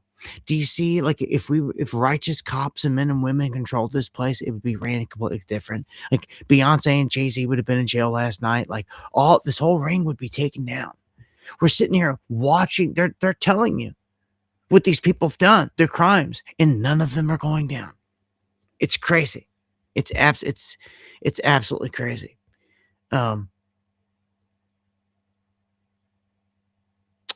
We also have in the files revealed that Jared and John Kushner were students under Alan Dershowitz. It said that the Mossad would call Dershowitz to debrief him on his discussions with Jeff Epstein. Do you see right there? That is it. That is that's it. Les Wexner was one of their money men that fed all the money into Epstein, and Alan Dershowitz straight up was like his handler. And these emails show that the Mossad directly called Dershowitz his handler for everything pertaining to him. I got to go ahead and pull up my feed here because I told you about this, but I didn't show you you got to see some of the stuff. You've got to follow me over here. Look at this. Look at this. You think That's the same person? Because I freaking don't, and neither does anyone else in my comment section or anyone else that's seen this. That is supposed to be Ghislaine Maxwell that they're showing you right now. Boy, oh boy, do I ever have a problem with this? I almost think she's gone.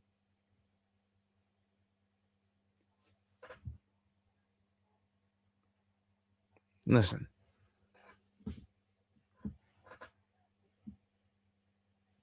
I'm serious. I don't know what it is in this life, but there's always been some weird thing that I've had, especially with dead people. You would just have to know me and followed me throughout the years to know the depth of it. My aunt worked for the government, like on a psychic level, with the same some crazy stuff. But um, whatever, I have a hint, a touch of something there. I call it knowing. Often the dead will show up in my dreams, people that I know, and all this other stuff, and it goes on. It gets crazy.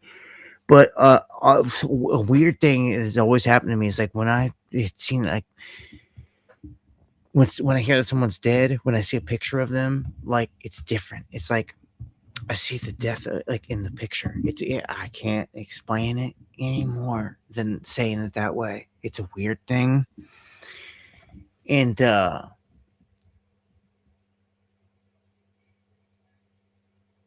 it's happening when I look at her in this middle picture.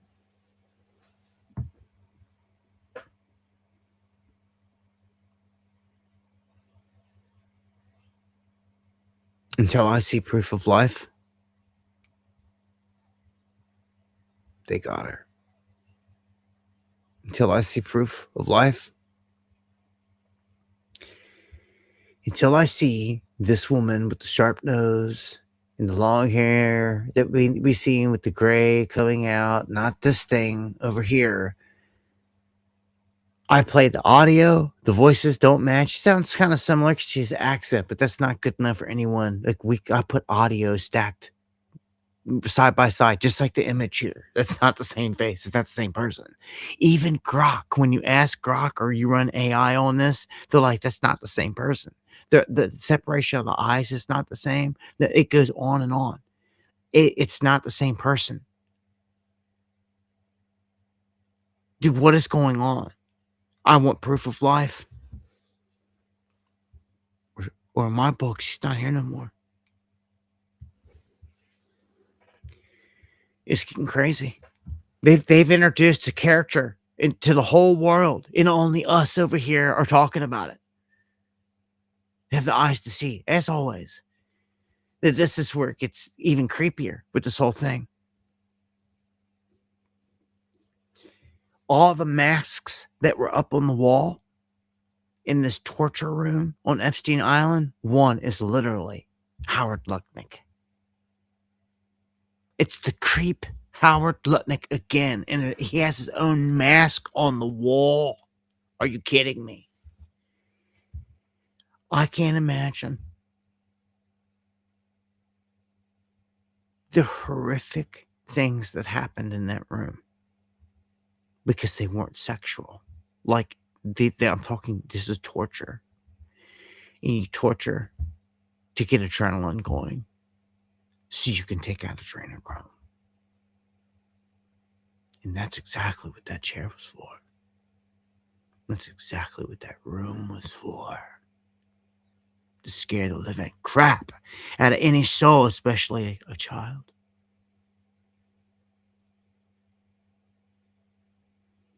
Any sick SOBs would throw on one of these masks.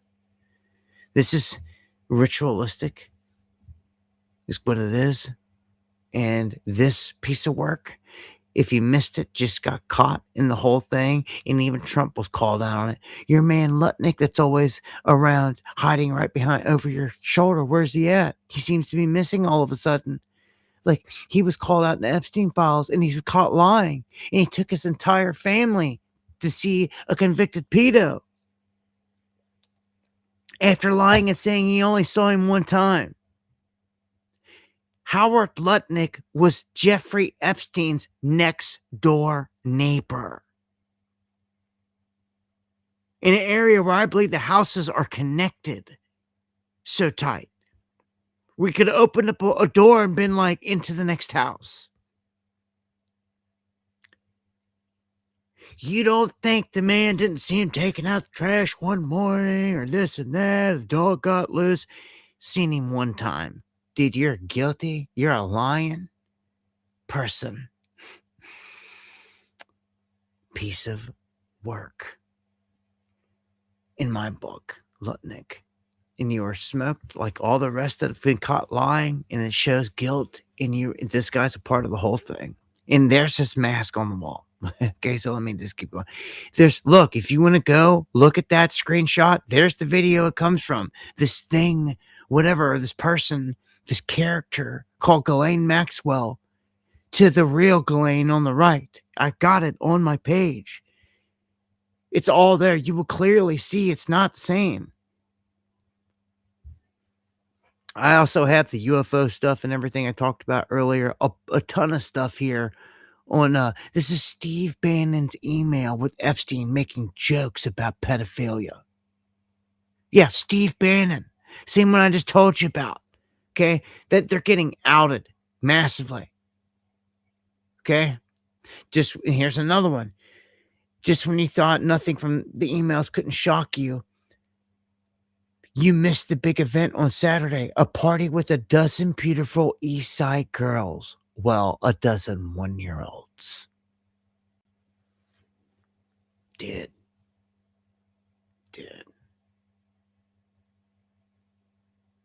Woody Allen. Emails from Jeffrey Epstein sending Woody Allen chairs from Wayfair as a gift.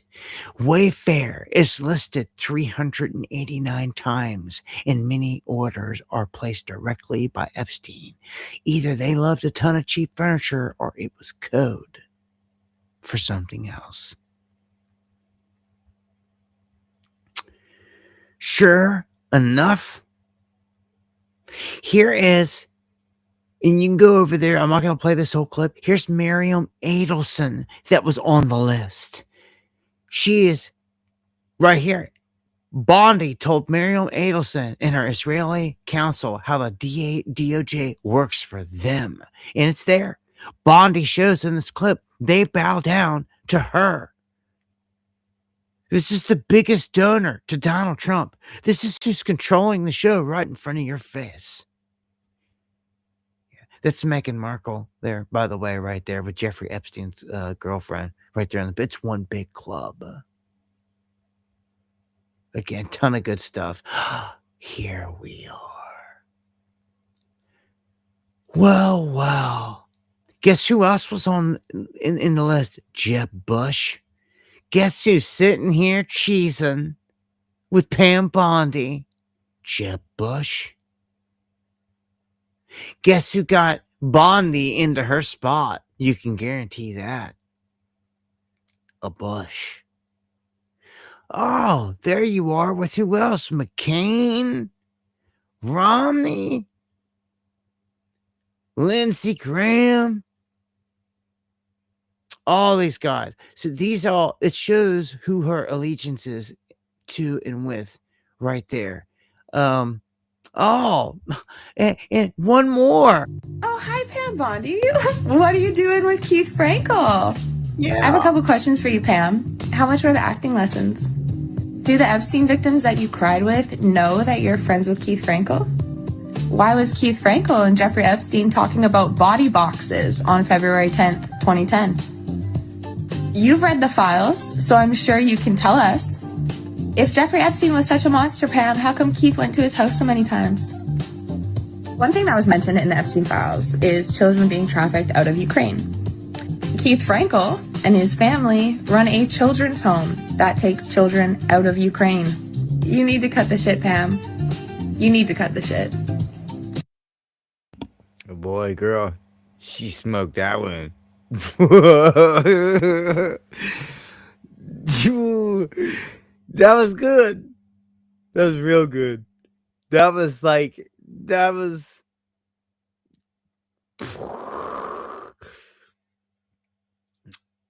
smoked her. That's how you do it, right? That was great.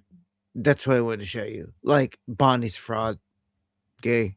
Like, not one person's been arrested in this whole thing, and you just seen right there how big of a fraud she is, who she's running with, who she's really protecting. She's part of it. She's running. She's friends with the ring. So you think she's gonna help out it? No. She's shown this whole time what she'll do, what she's doing. So let's go on to the next piece, which is, what do Monica Lewinsky, Maggie Thatcher, Elvis Presley, Cher, Bill Cosby, and the Pope all have in common? Jeffrey Epstein. I know it sounds crazy, right? Well, this big list they dropped, these are the names that are on it. The Pope, Elvis. That's how ridiculous it is, in a sense, because none of those characters, well, like Elvis, obviously not even around in the mix of this. It just gives them an excuse to say, oh, it could have been from a news clipping. You see what they've done here? I told you before, it was sleight of hand. They dropped a huge list of names in alphabetical order, but when they drop the files, the names are redacted. So you still don't know what crime they were connected to.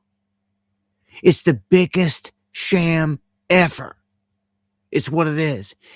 The Obama administration is caught in the emails and running a prostitution scandal. In Rumler, the top freaking lawyer of the Obamas was tied in right at the top. A good friend of Epstein, not just hanging out, a good friend.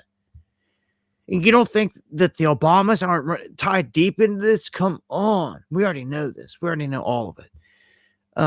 The pictures where they had the Epstein Island building, blue and white in the background and all that. Even Ellen DeGeneres, the Ellen DeGeneres show, the entire set was modeled after Epstein Island.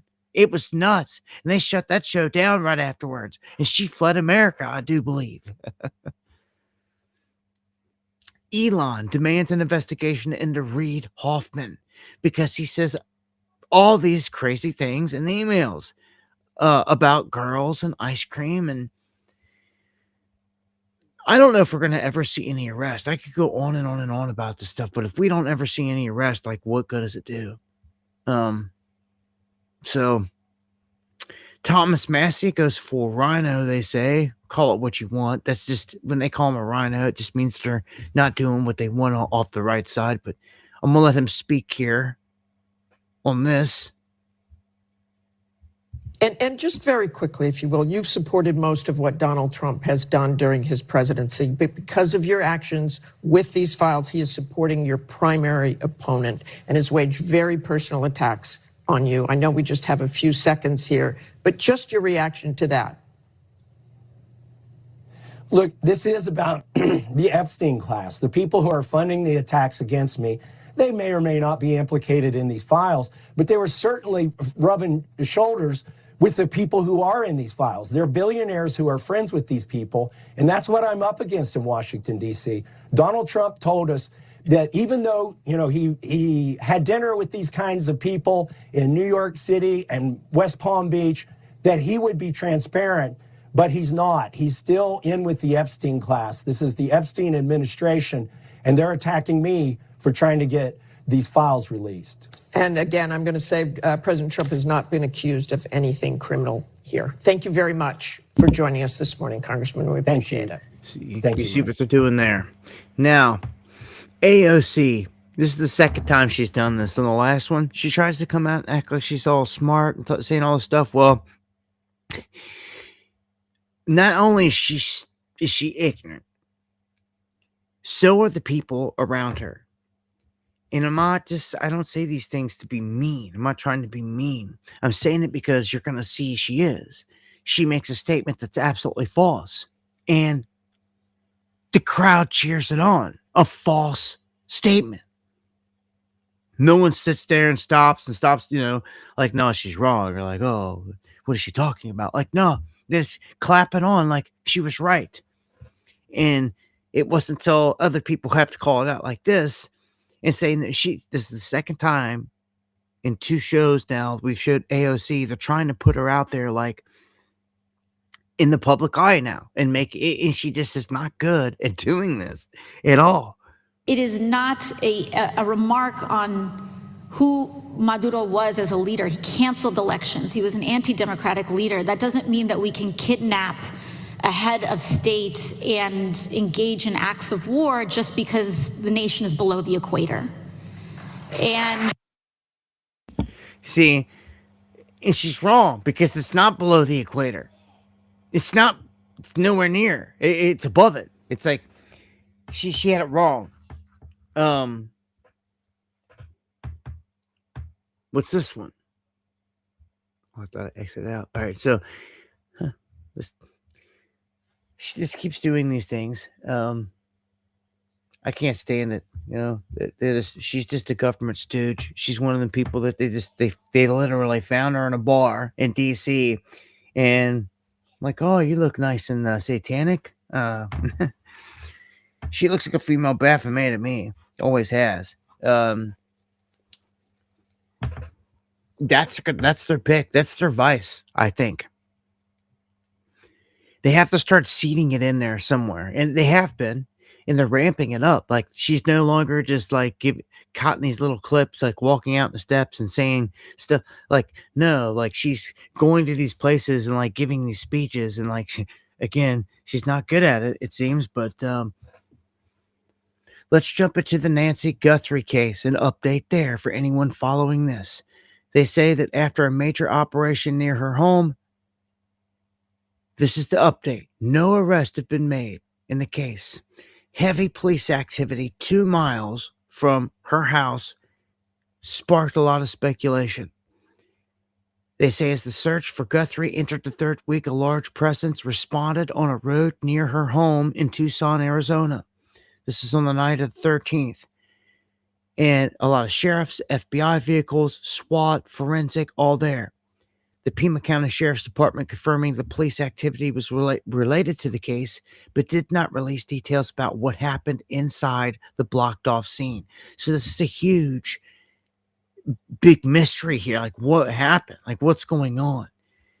Still, they don't have a suspect, and they're saying that the sheriff released a statement to the public on the Guthrie family members, like Savannah, brothers, anyone like that, as possible suspects in the case. And they're basically saying that no, they don't believe that they're suspects. None of the family, they have anything to do with this. Because someone was questioning just the way that Savannah was coming off in some of these videos. It seems like a lot of these things, like a lot of questions have been raised. Like, people are kidnapped every day, man. I guarantee you someone getting kidnapped right now, and you never hear about it because it don't make the news. But some are plastered on the news. And like, what makes someone's mom more special than someone else's mom? Than your mom. If your mom was kidnapped tonight and it never even made the news across the country, yet they keep blasting Nancy Guthrie's, it's like, what makes her mom more special than mine? You see? And it should be fair and balanced, but it's not, never. And when they drag some of these things out, you wonder how many, you hear it all the time, oh, it's a distraction, it's a distraction. How many of these stories serve as just that? Look, I hope the woman's found safe. I think we all do. But when you start to look at all the other things attached to it. So I give the updates on it. I don't stay hung up on it. I don't give it a lot of time. I just, when we get some updates, I'll update. So here's one. Nick Shirley exposes voter fraud in California. Now, this guy caught a name for himself up in Minnesota, all the fraud going on up there. And he did some good work. But like, a lot of people don't take kindly to people rolling up with cameras asking questions. It doesn't matter what the intention is. Like, a lot of people see a camera and they're like, especially if they're hard questions or anything like that, or incriminating or anything like that. They're like, they look at you like, what's going on? But here's just a taste of what he's done out there. We're just looking for these individuals as they're registered to vote here. It's John Thomas and Philip Thomas. Is Gloria here by chance? Because she's 100 years old and she voted last election from here. Can you see my? I said I want. I just want to make sure you're not 126 years old. No, I'm not. And do you think it's possible like illegal migrants could be voting? Do you know where the ballots might have gone? Like for 108 people, that were registered here? When it comes to fraud, most people think about money. However, there's another potential massive fraud story taking place in America, one tied to the most consequential system in our country, which is our voting system. So, I mean, that's bad right there. 126 years old. He's like, well, no, I'm not. Obviously, you're not. So he's knocking on doors like, I don't mean to bother, but are you 126 years old? I mean, they walked into another place. 108 people are registered as voting here. Like, where are they at? Like, what is going on? It's this type of stuff that needs to be shown. When you got illegals running around all over the place getting fake IDs and all this crap going on, they're making billions. Look, Americans are suffering out here. Everyday Americans are suffering big time, and you got Somalis up here popping off fraud in the billions, not millions. Go buy you a little mansion, a Ferrari. Billions. You understand how much money that is? As I was telling you earlier, with the 100 trillion that is involved with the banks, man, there's some big numbers and stuff going on out there. All right, so shift gears here. Where we at? Just past the top of the hour. Anybody checking in, sliding in, showing up? Thank you for joining us. Make sure to hit that like button. I do thank you if you share the stream. You get it out there in front of eyes I'll never be able to reach because I'm so censored. If you join the underground, drop a super chat, buy a coffee, hit the PayPal, anything like that, any support is appreciated to the fullest. All prayers, all shares, again, appreciated to the fullest. And if you need to get anything to me, dabu7@yahoo.com is the email. So, Trump is promising voter ID, whether Congress approves it or not. And like, when you get to this point, like, what does it matter then? What is Congress then? What does Congress matter? Like, literally, what does Congress matter if they don't matter? If they do something you don't like and you can just write an executive order and do it anyway. It's shenanigans to me. It really all is. And yeah, you should have an ID, to be legitimate, obviously, to vote in the system. But like, come on. All this hoo-ha on having an ID to vote, the system's still busted. No, you can't trust it. Trump's done nothing to change. All he's done is a system that apparently robbed him, and put Biden in place. Okay, he has a chance to have all that like changed, but all he's really doing is making sure that people have an ID when they go vote. The way that you vote is not changed. The fraudulent what's the name of the systems? Whatever something systems, the company that runs all the voting machine stuff, they're fraudulent. Like, all that needs looked into, tore down, and all this, but they won't do it. Not a word's been said about it. Not a word.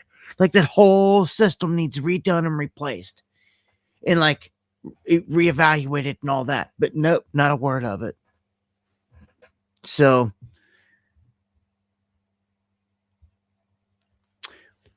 here's one on the same situation, on these policies. You've got Rep Luna on America First, including the voter ID here. I think it's common sense, don't you? That like, if people are here, they got to be legal, and like, you got to prove it. Like, you're gonna have chaos. Whoa, dude, I don't live. I guess Maria must have had something done with her lips because, man, they're like way huge. Freaking, they look huge.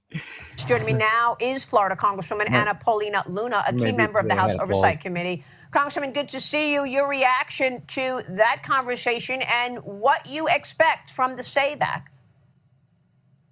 Look, I think right now America's made their voices very clear. They want voter ID, and I really will take a second to commend Senator Collins. She was the 50th representative to sign on to this, and this is a massive piece of legislation. So I'm going to be personally sending her 50 roses for Valentine's Day because she's America's Valentine's for that. But moving forward, look, Senator Thune has every ability to bring the standing filibuster to the floor. I know he famously came out maybe a few days ago and said that they might not have the time to do it. And I would actually argue that this is probably the number one thing, especially moving into the midterms. Many senators have said, well, if we do this, the Democrats are going to do this when they regain power. But the fact is, Maria, is that the Senate Democrats have made it very clear that they want mass amnesty. They want. Okay, did you hear what they said? The Democrats are going to do this when they regain power. That's the big threat here. It's coming. See, like she just echoed it again. Much love, MC. So, do you see all the signs of the Democrats taking power? And as they continue to create a tough environment in all this and not prosecute pedos and do all this stuff and destroy the MAGA base, they're leaning that way. And then they've got all the reasons to sit there and justify it right there. That everything is happening. To justify and say why it fell apart and then why it went the other way. And people will just take it, accept it. Trust me, if they didn't do anything that time around when they gave you Biden, when everybody clearly knew that Trump had it, and they give you Biden then they'll easily give you a Newsom this time because Trump is way more hated this time, way more at this point, way more hated because he's playing his cards different. The gloves have come off. He doesn't have to sugarcoat nothing. He doesn't have to play Mr. Nice Guy. He doesn't need your vote in another election. So now it's time for the dirty work. You see what's happened here? Now that they got him to this spot, it doesn't matter. They don't even care if his whole base falls apart. And again, this is why they did the whole Charlie Kirk thing. They basically created a whole base of millions of people, Turning Point USA, that was based around the whole Charlie Kirk thing, obviously, and they handed it off to JD Vance. They already did it. They did this like what was the last month? They officially came out and put their weight behind JD Vance. So it's like his own big baby. That whole Turning Point thing now is just his base. So they did that for a reason. I'm telling you, because they knew that MAGA was going to get shattered at this point. They knew this. They're not stupid, but they don't care because their agenda is more important. They did a lot to get Trump to this point to unload. Now it's time to unload. It's time to do the dark stuff. And it doesn't matter what anybody said. Why do you think he just came out and said, if the Dems get this, they're going to try to impeach me before I'm even out of here? Which is probably could be the case. If the Dems take these midterms, whatever, like they're threatening, and they turn the thing like this quick, then man, if they turn sentiment that quick and economically things stay going downhill in this country and like, I don't know, a huge event happens, it's like done for Trump. Like he can try to resurrect it in the end. Like, I don't know what's going to go down here. He will get all of the accolades of being the one to launch this new system. You see, even though this one fell on his watch, I mean, he's largely going to be like, look, it ain't my fault. You got 100 years of bad crap that's happened. I come in at the end and it collapses. Garbage. Collapses as the door shuts behind me. That's what he's going to say. And it's he's got some truth there. Cut him some slack there. It is true. It is true. He's got all the crimes of the entire empire going to come down on his watch. That is true. I give him that. That's true. But look, they done labeled this man. They put him on a pedestal, golden pedestal, and like, give him all the accolades you could ever want. Like, he didn't get this whole Nobel Peace Prize, but it ain't over yet. He could still get it any other time. He's all about accolades. And remember, they dubbed him the Gentile Messiah. The rabbis did.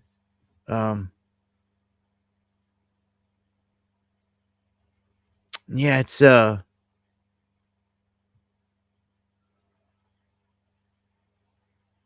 and thank you, Mike. It just reached out and someone to offer you AV services for the conference. Well, we're not having one. But I appreciate it. The next time I have one, I will keep you in mind. If you're still around, hope you're still around.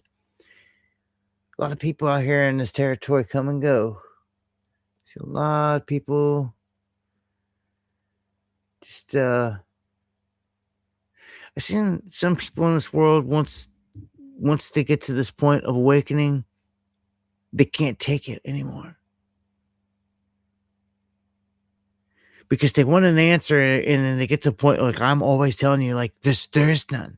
There's nothing nowhere. And like they don't want to hear it. They don't want to deal with it. They're sick of it. And to be honest, sometimes life is more peaceful, disconnected from all this crap.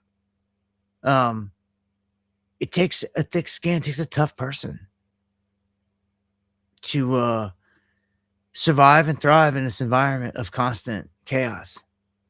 And the only way that I do is because I've just developed, I've been hardened after 2 decades of doing this in the streets and everything, just doing what I do. But I'm me. Not everybody else has been through that. And new people show up. I don't know. They voted for MAGA, which everyone thought, in hindsight, time it was the right thing to do. Right, better than Biden. The key would have been not to vote for any evil, but then they thought that they were on the winning team, right? They thought that they're part of something special. They really thought so. It really looked that way right at the gate, right? Big MAGA train. Like, no, you can't beat this. Everywhere you went, you're seeing MAGA, red hats. It was like, man, you'd never been a part of something like that. And it made people feel special. But then, as I keep saying, the gloves came off. And all of a sudden, people... the whole fairy tale started to come unraveled. Everything wasn't peaches and cream, it wasn't, lovely every day in the feeds now, because all of a sudden Trump's getting called out and accused on a ton of things that like aren't good. And like you hear of some of these things and like you just ignore them. And then you hear some others and then you ignore them. Then you're looking over at big accounts, see what they're saying, because it's all these people seem to care about. And all of a sudden this pedo stuff drops. And it's the best example because it's the fracture. It's like the big earthquake. It's what has done the most damage. It has dismantled the whole MAGA movement more than anything, and it continues to. And there's nothing that's going to come along outside of this whole system collapsing that's going to overshadow this whole thing. This is huge.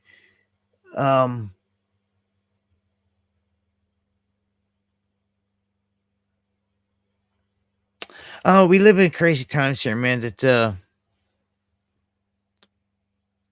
gray pope. There's a black pope. There's popes that most people don't even know. Yeah, if you don't know that, there's some homework for you. 7 Noahide laws, more homework for you. Why now? If you're talking to me, I don't know if you were or not. I just looked down in the chat. Well, we're in the last days. anytime I expect for them to start building on the final temple, and when they do, what's the update, Rips? I'll repeat.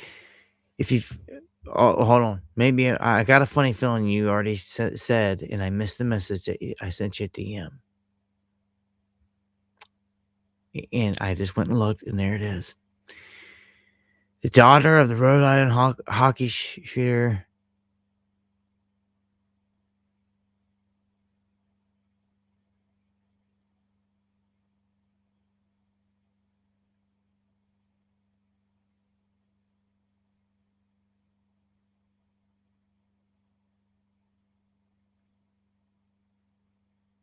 All right, see, this is confirmation. Just got done reading it. All right, this is what it's saying. It says from a Rhode Island-based news station, WJAR seems to back up claims that the man who shot and killed his family at the ice was dressed in woman's clothing.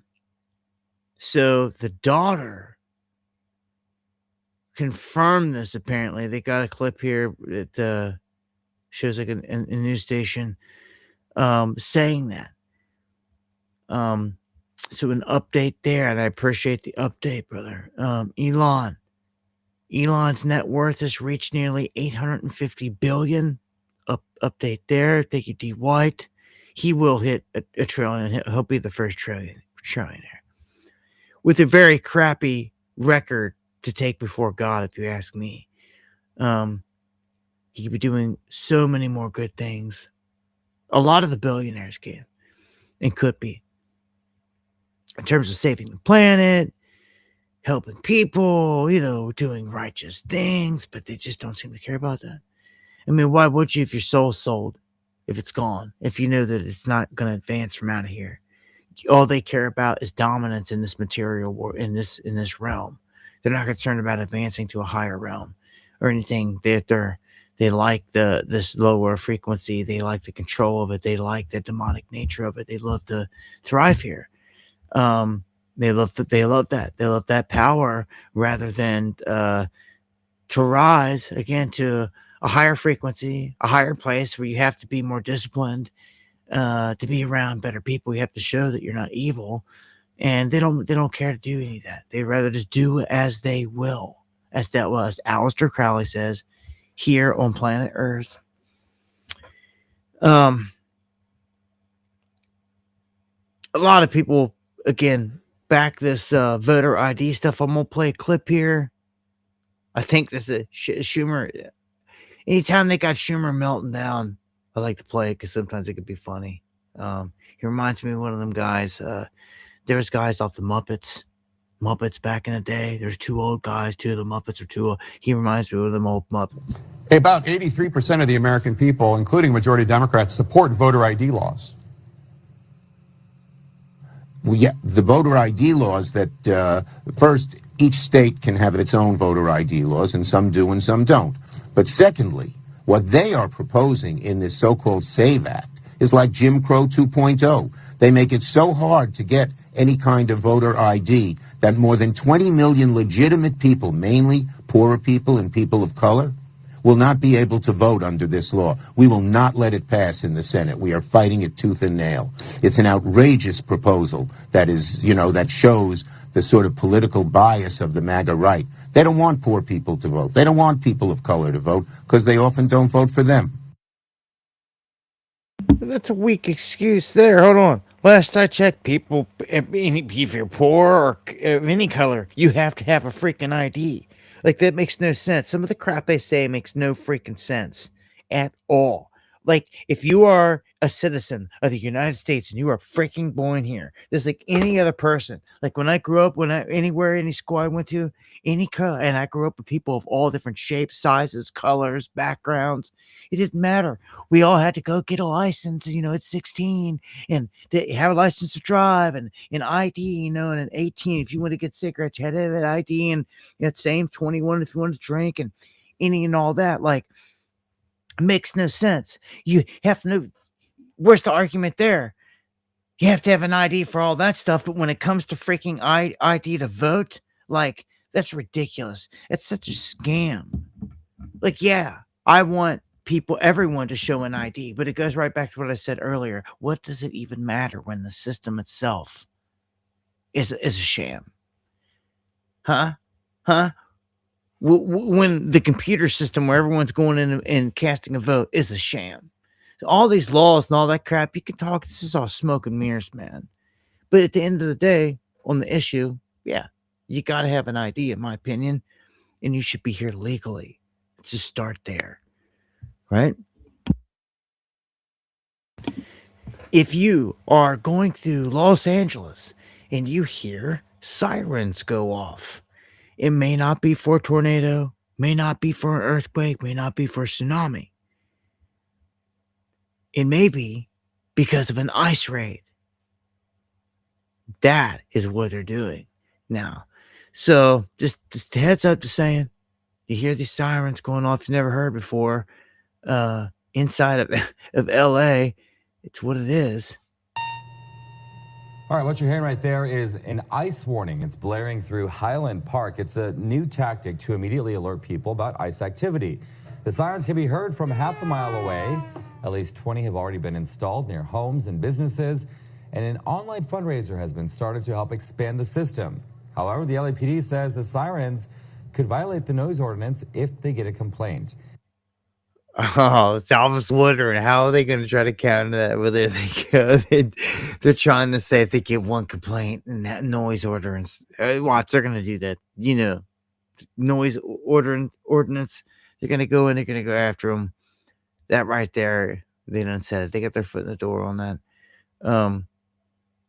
Giddy EU elites gush over. This is the big dog I was telling you earlier about Newsom in AOC. What do we have here?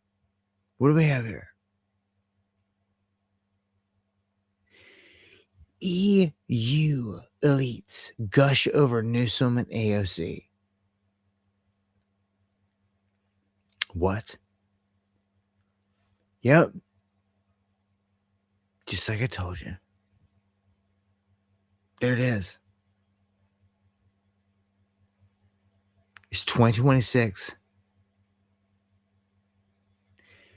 Remember, all the times we've already said this, and I'm pointing it out here. For when the next election gets here, years from now, way back when, Dabu 7, we done knew all this. Every time, every step of the way, even with Trump. With Trump was kind of a gimme though, because it was like, with Trump in there, I mean, the whole Biden thing obviously was a shocker, but like on this last time around, the whole Kamala thing, it was like, come on, like, seeming he'd already been a president. And Drunken Dow, good to see you still breathing, man. Much love. Thank you for the coffees, and I appreciate that. I'm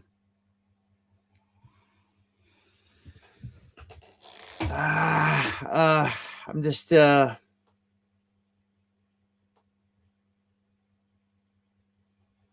is really kind of it's really ominous to me. I don't like this one, the looks of this one bit. Newsom's bloodline. I told you, look into what his family has controlled all of California the whole time while he is even in the spot that he is in. What he actually is in a bloodline. In his grandfather. Look up Newsom's grandfather in control of California in the history, and you will be blown away. And you'll see why he gets away with every single thing that they're doing there. And that's who's got like the power there. And they don't seem to be getting along with like hardly anybody. Remember, you've got billionaires from the left and right leaving California. Left and right. And the West Coast. They're leaving Seattle too. They're leaving the West Coast, period. They're fleeing. So Man, big moves going down. And as I said before, if some of the world's biggest billionaires and richest men could not put up a fight in California and save it, or save Seattle, or even save anything on the West Coast, like what is going on here? How could they not? Why y'all just tucking tail and running? You didn't even try to fight, or did you? And it wasn't worth it. Is there a power structure there that's obviously unbeatable? I mean, it's hard for me to believe that there's some kind of hidden power structure running outside of Newsom in California that you guys don't know about, can't call out, or can't defeat with all your power and all your money. Bezos, Zuckerberg, Elon. You know, it's California is so powerful. You need to know the GDP. It's larger than most other countries out there. Okay, its ports are huge. It's a huge deal.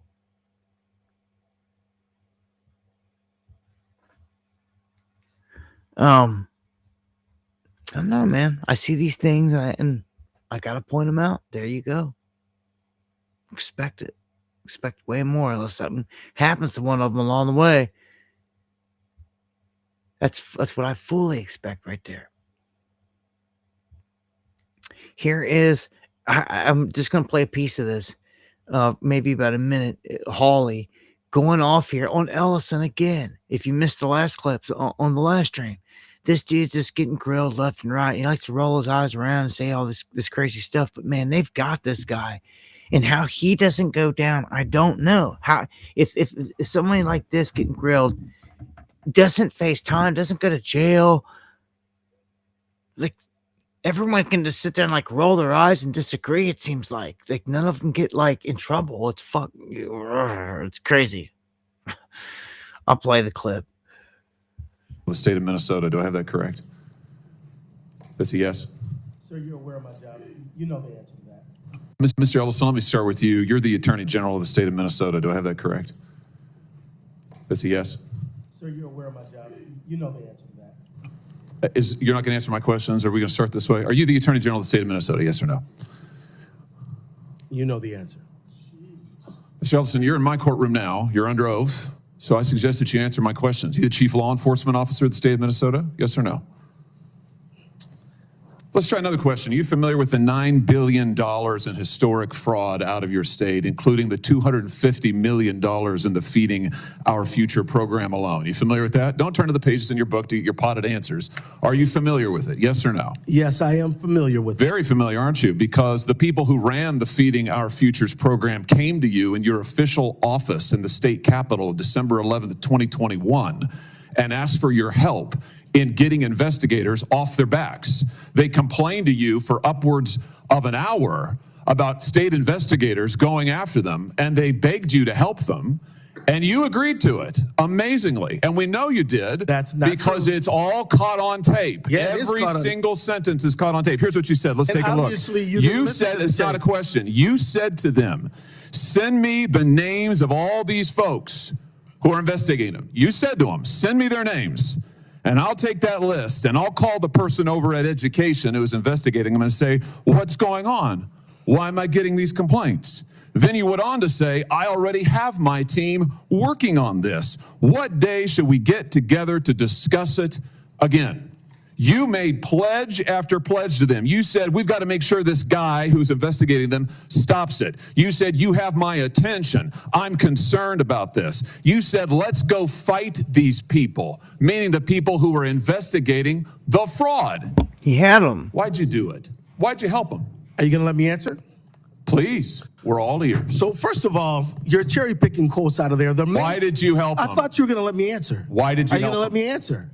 Why did you help You them? let me answer and I'll answer you. Tell the truth and I'll let you answer. I will tell the truth. Good. Let's do that. That'd be a nice change. Why'd you help them? Now see, Mr. Chairman, I didn't come here to be insulted. I came here voluntarily. You came here for the truth. Let's have it. Why did you help them? The quotes are here. They're in black and white, and every member of this audience can listen to the recording. It's 54 minutes long. It's all in public. You can Google it right now and listen to it. And listen to it all. Why'd you help them? First of all, I didn't help them. You did help them. No, I did not. I certainly didn't. You saying you didn't do anything for him? He just you was didn't. busted. He just showed us all. He did help him. He just showed it. He just laid it out there in front of everybody. He's busted. All the dude sits there and he says, I didn't. He's like lying. That's all he's got to do. He gets at the end of the day to walk out of there, go home. He never gets arrested. Hawley, in like a congressional setting right here, proves this guy's guilty of this stuff. And I mean, like, get him in front of a judge. That's what they're not doing. None of these, like this guy, what is stopping guards from arresting this guy right here and making sure he goes in front of a judge or something? Like, that never happens. You ever seen it happen? I don't recall ever seeing it happen. I don't ever recall ever seeing anyone in any of these testimonies as guilty as hell as most of them always are ever get arrested. So I just look, they keep piling in and piling it on these guys. Check this out. What does this say? Pelosi appears to have picked their candidate for the presidential election of 2028. We're years away. Remember, what does she say? She is a Gavin Newsom fan girl.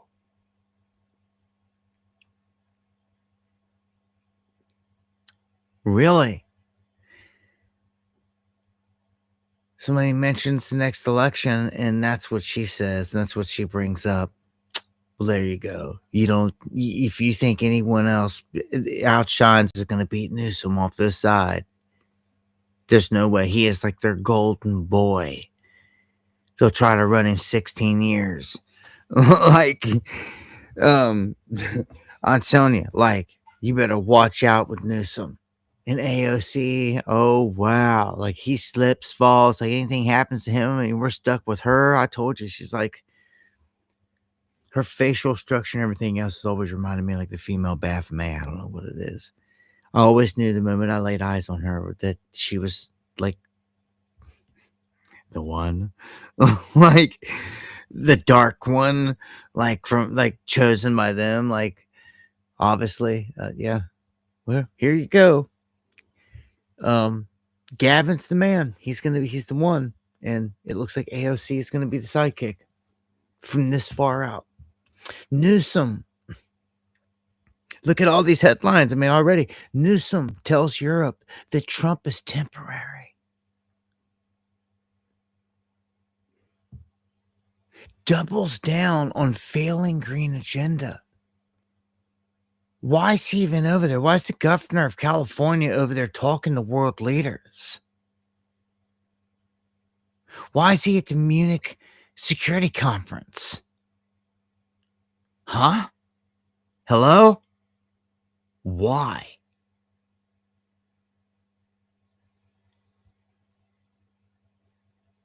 Dude, this is a world stage and you're played. And this dude just told the world. He's out on the world stage. He's saying, yeah, he's temporary. And he's right. Time's ticking, slipping away. And as soon as these next few years are gone, the next election is here. And Newsom knows it's his time. Listen, when he said Trump is temporary, man. He's to stop sure. I mean, it's like look, guys, like it's just he's a short time, like I just said, and then it's my time. That's what he's telling them. And that's what I'm telling you, this is scary. For all the people in MAGA that sat back and allowed Trump to put these laws on the books against Antifa as domestic terrorists, domestic terrorist. Remember, the guys on the left have already said that when they get in there, they're using those laws and they're going after MAGA and all the other side the same way. They're labeling them domestic terrorists. They're going after the right the same way as Trump has gone after the left here. And because everyone sat back because they were going after the left and no one said anything, well, you just wait. It ain't no one coming to help. Ain't no white knights ever coming to save the day. When this all happens and tables get turned, which they're going to, it's obvious. It's his plan. You can see this from freaking 1,000 miles out. We can see this. I mean, European officials warn that Americans could be silenced by the EU online speech laws. Oh, great. So I guess our leaders are going to let this happen? Going to let some other kooks somewhere else silence us? You know, where they can stop me from being heard in like the UK or something like that. Yeah, much love, Steve. No, not those type of white knights, man.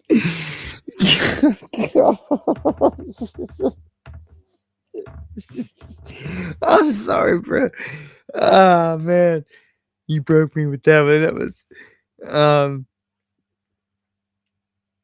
Pelosi's nephew. Huh? You want to go back to that? Go back to Hammer Guy and Pelosi's husband, the guy that attacked, all the weirdness. Go back to Luigi and Pelosi centered at that. Go back to Luigi Mangione, the guy that shot the United Healthcare CEO, dead, and all the headlines, all famous. Well, why did he even do it? Why would anyone ever want that man dead? I'll tell you why. Because he was an insider trader, and it was well known. He traded huge in the stock market. And guess who one of his best friends and top associates were? And guess who benefited the most from the guy getting silenced? Nancy Pelosi.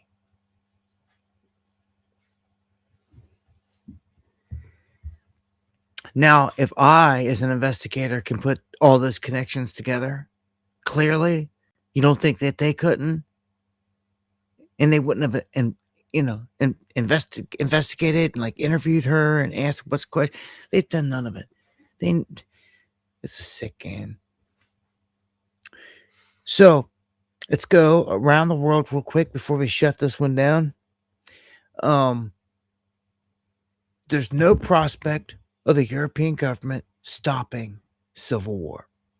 That is an army colonel out of the UK, a British army colonel, let's put it that way, is saying there's no prospect. No one's going to stop civil war. This is not a good sign. When you've got an army colonel saying this, like, the gig's up, the plan's up. He's saying like the government's like all hell's gonna break loose, and like this is nuts. This was always the plan, to bring in all these immigrants and have them not assimilate and cause destruction.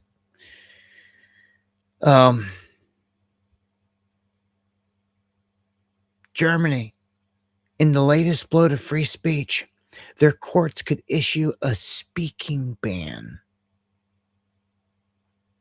This is crazy. Totalitarian out there, man. All these countries are turning dark, man.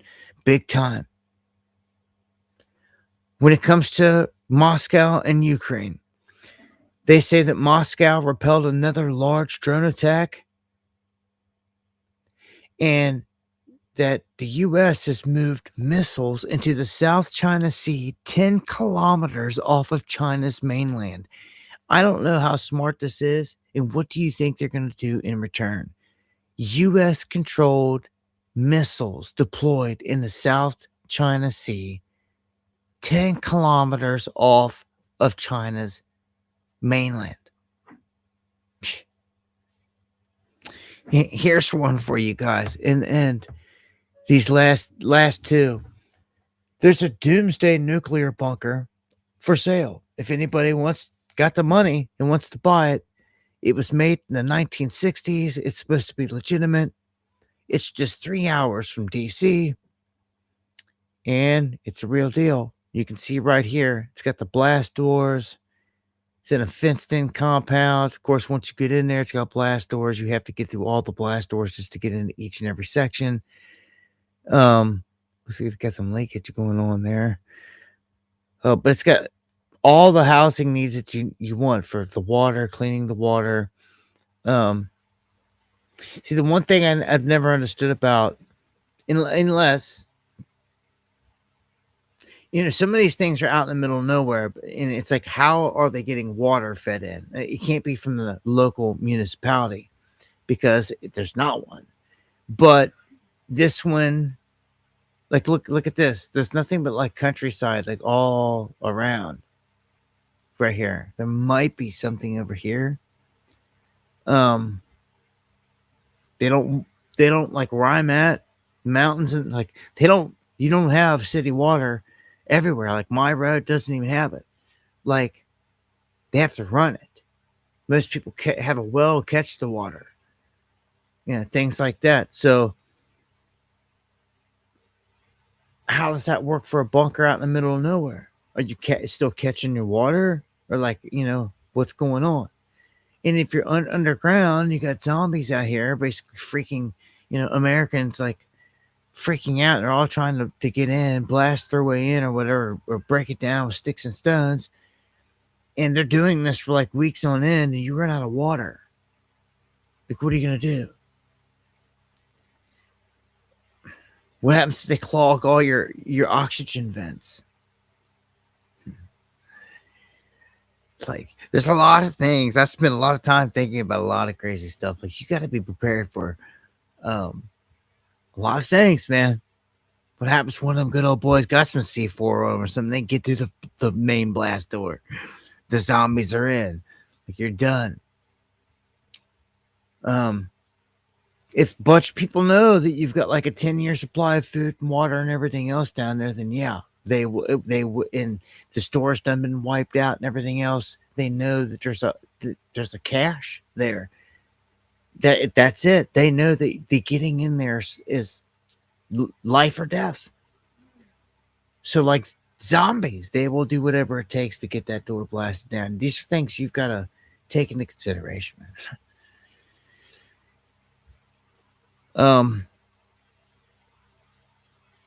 Only 2 million. Yeah, only a cool 2 million. Yeah, who's got that sitting around? Asset is a powerful tool. I'll finish with this story and then give some final thoughts and take us out of here for the night. Obama, he walks back a viral claim that aliens are real, and he said this. I'll play the clip. You guys can see it. But then he doesn't, and I'll just go ahead and tell you, walking back doesn't mean he denied it. But what he does is he further gives an explanation. He basically says it's a vast universe. There's no doubt life out there. So he kind of rebuffs it. But then he says that the distance between solar systems is so vast, though, that the odds of it ever finding us or reaching us are slim or small. So that's what it kind of... He changes it, but he drops the breadcrumb. I told you, this is disclosure. And in disclosure, this is how it happens. They've got... You're like... This is like the last step before you get to an announcement from the current president. And the biggest announcer in the world right now, which is Trump. And that would be a former president. In Obama, one that... love him or hate him, had a lot of things to say and opinions, and this is are aliens real? They're real, but I haven't seen them, and they're not being kept in what is it? Area 51. Area 51. There's no underground facility unless there's this enormous conspiracy, and they hid it from the president of the United States.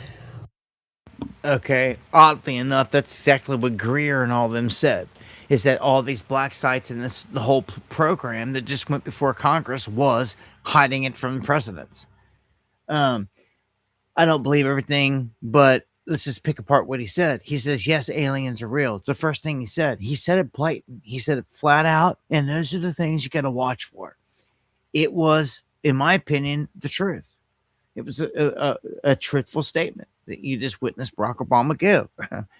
And then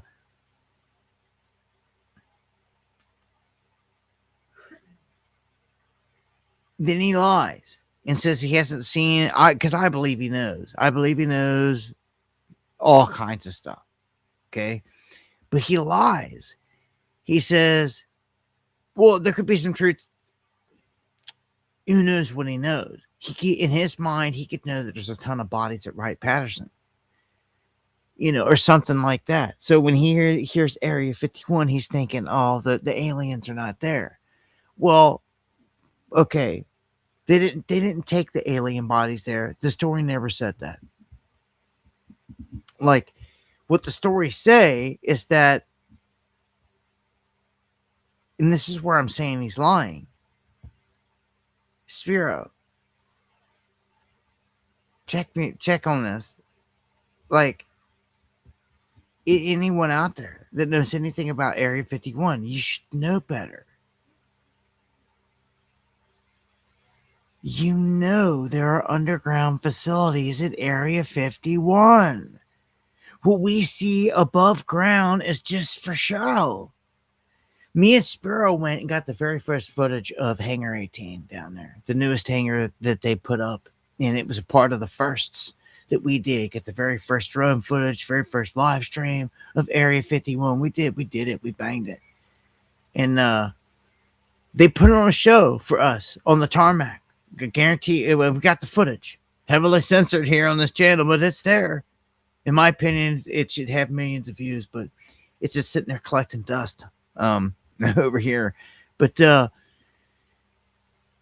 we know R.I.P. Phil Snyder and all the warriors that came and are gone.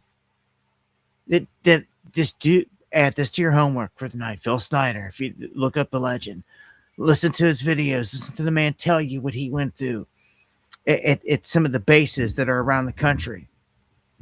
The underground facilities that he went into.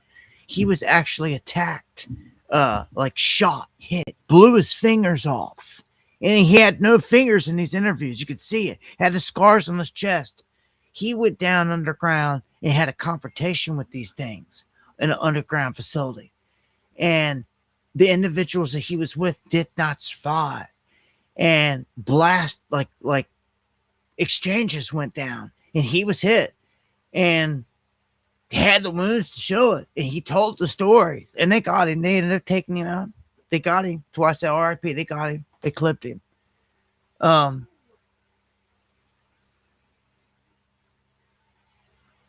Pisses me off. Those guys are like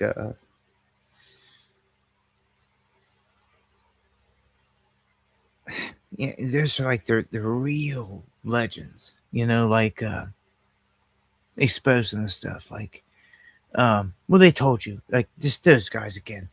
These places go deep. I can't remember. I keep trying to think of the name of this.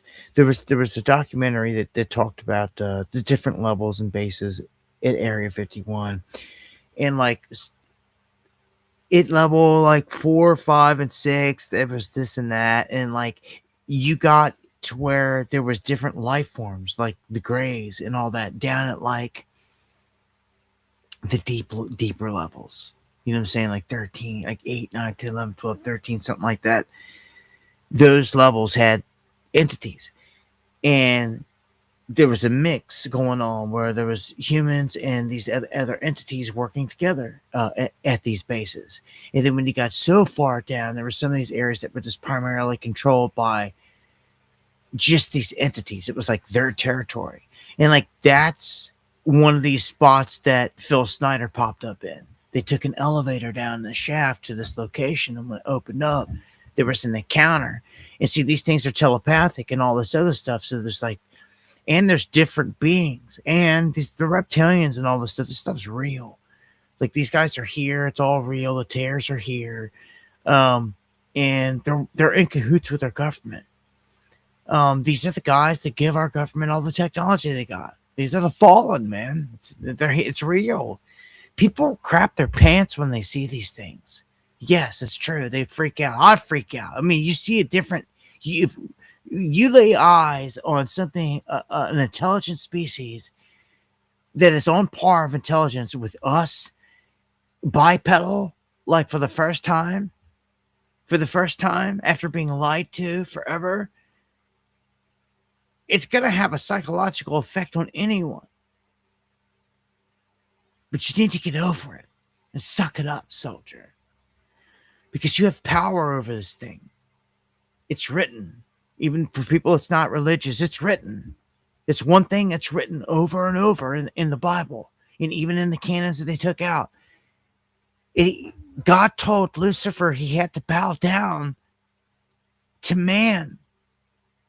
He had to worship man. He formed Adam out of clay and sat him out to dry in front of Lucifer. And Lucifer did not like it. And he said, you're gonna bow down. And he refused it. He said, I will not do it. He goes, you made me a fire. I'm superior to him. And he kicked it. And it reverberated. This is all covered in Genesis B. But what do you know about that? Huh? Yeah, that's right. And he's pissed. They're all pissed. They're pissed because they came here and they were given a job to oversee man and not meddle with God's creation. They were given specific roles because God knew they were sexually compatible. And they broke the rules. And the rest is history. They came in our women, and giants were born called Nephilim. The Nephilim were wiped out, and the spirit of the dead Nephilim were made into the jinn, the archon, the jinn. And they were given a job to test man in all of his days. But again, what does anyone know about that? These are very important things. These are of the most important things you ever need to know about life. These are the true things of history, of the way this place is set up. And I had to be reminded here recently in a vision, like, I don't know if I was driving, it was a hard vision to hit me. I keep putting all this emphasis on, there's a hierarchy of evil. There's evil that we see here. Like our military is based on like generals, lieutenants, the hierarchy, the way it's set up. It's based off of how Lucifer's hierarchy set up. The jinn, there's a whole list of hierarchy. Lucifuego, Satanacha, there's always cats at the top. But again, what do you know about that? Okay? You should at least be aware of it. It doesn't mean you have to worship it, but you need to know about it. It's just like a devil. You need to know he exists, but you need not worship it. Same concept. You need to know the evil's there, not do it, but you need to know about it. Being blind to it allows them to use it on you. You need to stop being blind. I'm trying to give you the tools to see all this. When you see the jinn and you realize that they are the ones tempting you every day, coming to you with devious things, you wonder why this keeps happening to you. You're trying to why can I not overcome this? They're doing this to you. I'm not just saying this. This is written. This is the underground church, boy. This is the real deal. We'll pull out parts that no one else wants to talk about, but it's the truth. It's the real. This is all stuff they want to keep hidden from you. These are all the books that they wanted to keep hidden from you. I wonder why. Because once you plug them into the picture, you see everything. It's clear what this place is. I tell you all the time, and they really didn't keep it hidden from you. And I say this all the time as well. You wrestle not against flesh and blood, but against spiritual wickedness in high places. That is the jinn. Okay? Get used to this. This is how this place works. It's not a secret. It's not a what if, maybe. It is a fact check. Okay? And you have tools. You can fight back. You can do things. You can manipulate the space around you. You know this, right? You can control your own. If you don't even know how to do that, you're really screwed. If you don't even know how to control your own energy, your polarity, because if someone else knows this and you don't, they can offset you and they have you. Okay? And I'm going to give you some examples that are key in life. Take them for what they will, for what you will. But like, this goes back to the whole saying of the monk. Like, you need not cast energy into all this. And it's hard. Like, say someone like me, you have to become like a magi at this. Like, imagine someone just waking up to all this stuff. They're in the feed. They're like, oh my God, pedos run the world. Oh my God, they're lizards. Like, it's like one thing after another, right? They're freaking out. And like, it's like an emotional trip. What you're doing there, whether you're shocked, you're happy, you're pissed off, and you're mad, you are giving your emotional energy to the situation. And I'm going to tell you that there are vampires. It's what they are, feeding off of that energy. And they're sending it out there like bait every day for you to get lost on. And when they drop a headline that's like Charlie Kirk was a huge one. It's why we call it a ritual. It's what it is. It's an energy harvesting event. And it's not just a one-day event, one-day thing. No, it's a freaking, it's a 10-year sale. Like, or it's as long as they can push the narrative or push it until the next one comes along. With Charlie Kirk, look how much energy and everything they got wrapped up into that. It was, again, a ritual, full scale, and you know it. And look at all the emotion tied into it. You know? Like, right after, I mean, it affects everyone. Your friends and your family. I'll never forget. Even I walked in my own mother's house here right after Charlie Kirk thing, and like, you just gotta know when to have a conversation, when not to, when it's time to talk about something and not. And like, and I go hard. It's me, and I don't hold back on my family. They want the jabs. I like nothing, none of it. On any of the whole time, locked out the whole, but they know me. But like, I walk in door, my mom's like, "Oh yeah, we really like Charlie Kirk," and I was just like, "I bet you before this event you'd never heard of Charlie Kirk." Nope. So it just goes to show that just this event alone introduced the whole, and he's dead at this point. Charlie, the whole Turning Point USA, Erica Kirk thing, like, to all these people, millions of people again. And she is, in my opinion, just in my opinion, from what I've observed, I truly believe that she is a witch. You can also look at her hands up close. She's branded. I go on. I can't even call them rabbit holes. They're facts. She is connected to some of the craziest crap, to trafficking stuff, and into Mossad, and into movies and everything else that would just blow your mind. It's just, it had to have been planned this way for a long time. So what I'm telling you, I'll leave you with this, is like, imagine Charlie Kirk. Imagine everyone just watched him get his neck blown out.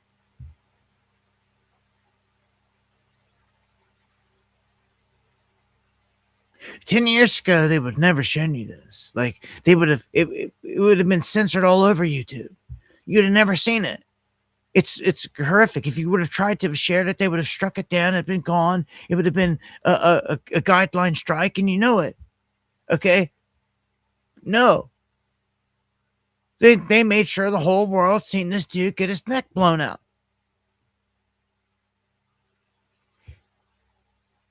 In that exact moment, when we all seen it, the vampires were feeding off this massive amount of energy, emotion that the world give it.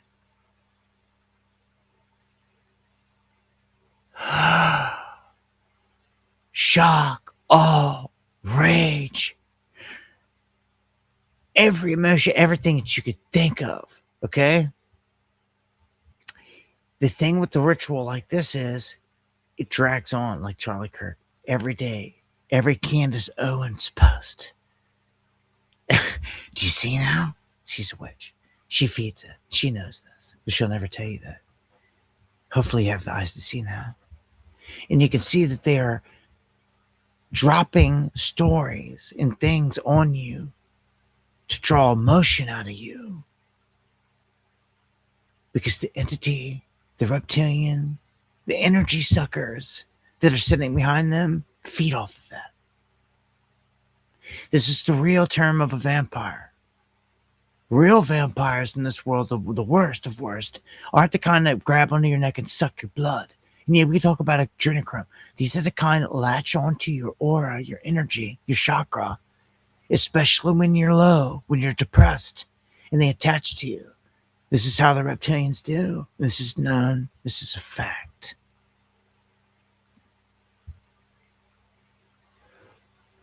And they will inhibit you. They will puppeteer you in this way. They feed off of you. You better know your enemy. You better really know it. You think you got a problem with these humans? Wait till the curtain drops. Watch how many people really crap their pants and piss down their leg when they see these things. Moments approaching. You betcha. Because nothing else is working on the masses. It's disclosure time. They did a whole piece, a whole documentary. They showed you shooting down a UFO with a freaking missile. The people are dumb and docile in this world. And if none of that'll get to them, if Obama coming out telling you, hey, yeah, they're real right there. If none of that hits home, and even I think, what do we got? Is it a Spielberg or a Stephen King movie or whatever it is? Spielberg movie coming out. Also, it's about to drop. The Trump speech will be the speech of ever. I believe it will be the announcement of life. He's going to do it. Why? How would he let anyone? Do you think that egotistical maniac would let anyone else get that? No. Reagan had the closest speech to it yet. That's always echoed. I would like to wonder what would happen if we faced a threat, you know? And what would happen? What would happen? I'm telling you what would happen. They would tell us we're the bad guys. We're hostile. That they're peaceful. Calm down.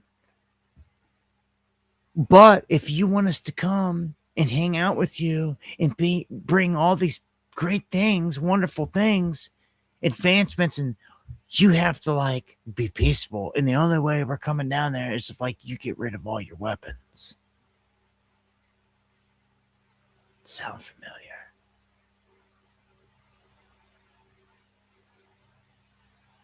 It's over. Under the guise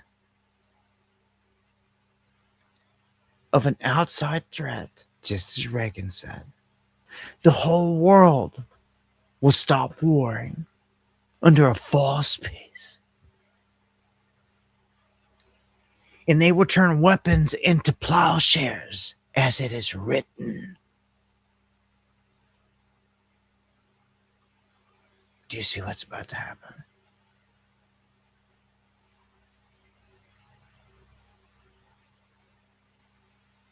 Take your weapons while they're releasing Terminator.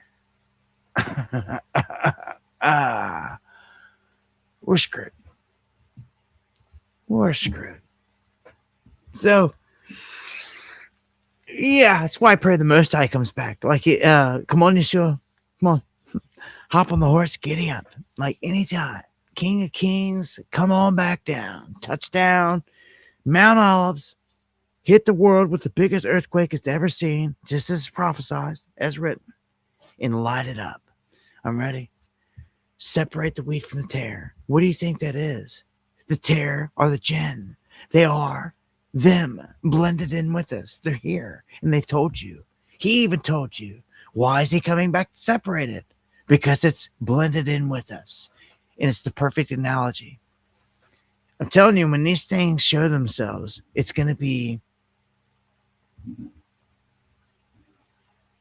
change everything. True paradigm shift, and Huh? Y'all knew it. Y'all know that we're gonna play this card. Like, it's right here. Like, this is so interesting of time. So at least you have that, right? It is. It doesn't lack any of that, right? All right, shut it down. Take us out of here. And as I always say, thank you for joining me. And if the Lord doesn't return in the coming days, I'll see you here next time for some Underground World News Live. Much love. God bless. Thank you for those that support the channel. I really do appreciate all you guys that do support it. It means more than you know. So many people show up all the time and just expect everything for free in life all the time, and like can't dare support like one time, the smallest amount. And then I have some of you that you're the only ones that will support like when no one else does. And I feel bad because but I'm thankful more than you know for those of you that do that. Like, it's I just feel bad because I feel like you're stepping up where other people are never. And I don't know. I think to myself, if I watched something like Underground World News, would it be worth it to me? What would it be worth me a month to watch every stream all the time 3 times a week? Is it not even worth $5? Well, hell yeah, I think it would be worth $5 to support. But like, I don't even ever speak on that or say that. But the only reason I say it is because those that do, it seems to always be the same small handful, and I feel bad. And that's just me being me and real. I thank you for everything.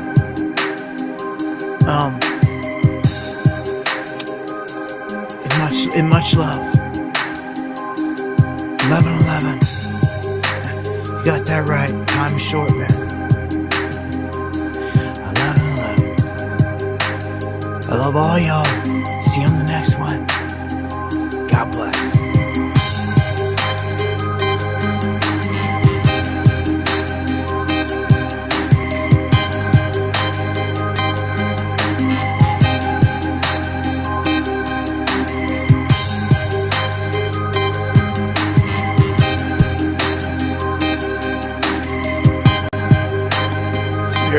And again, Diane, or Deanne,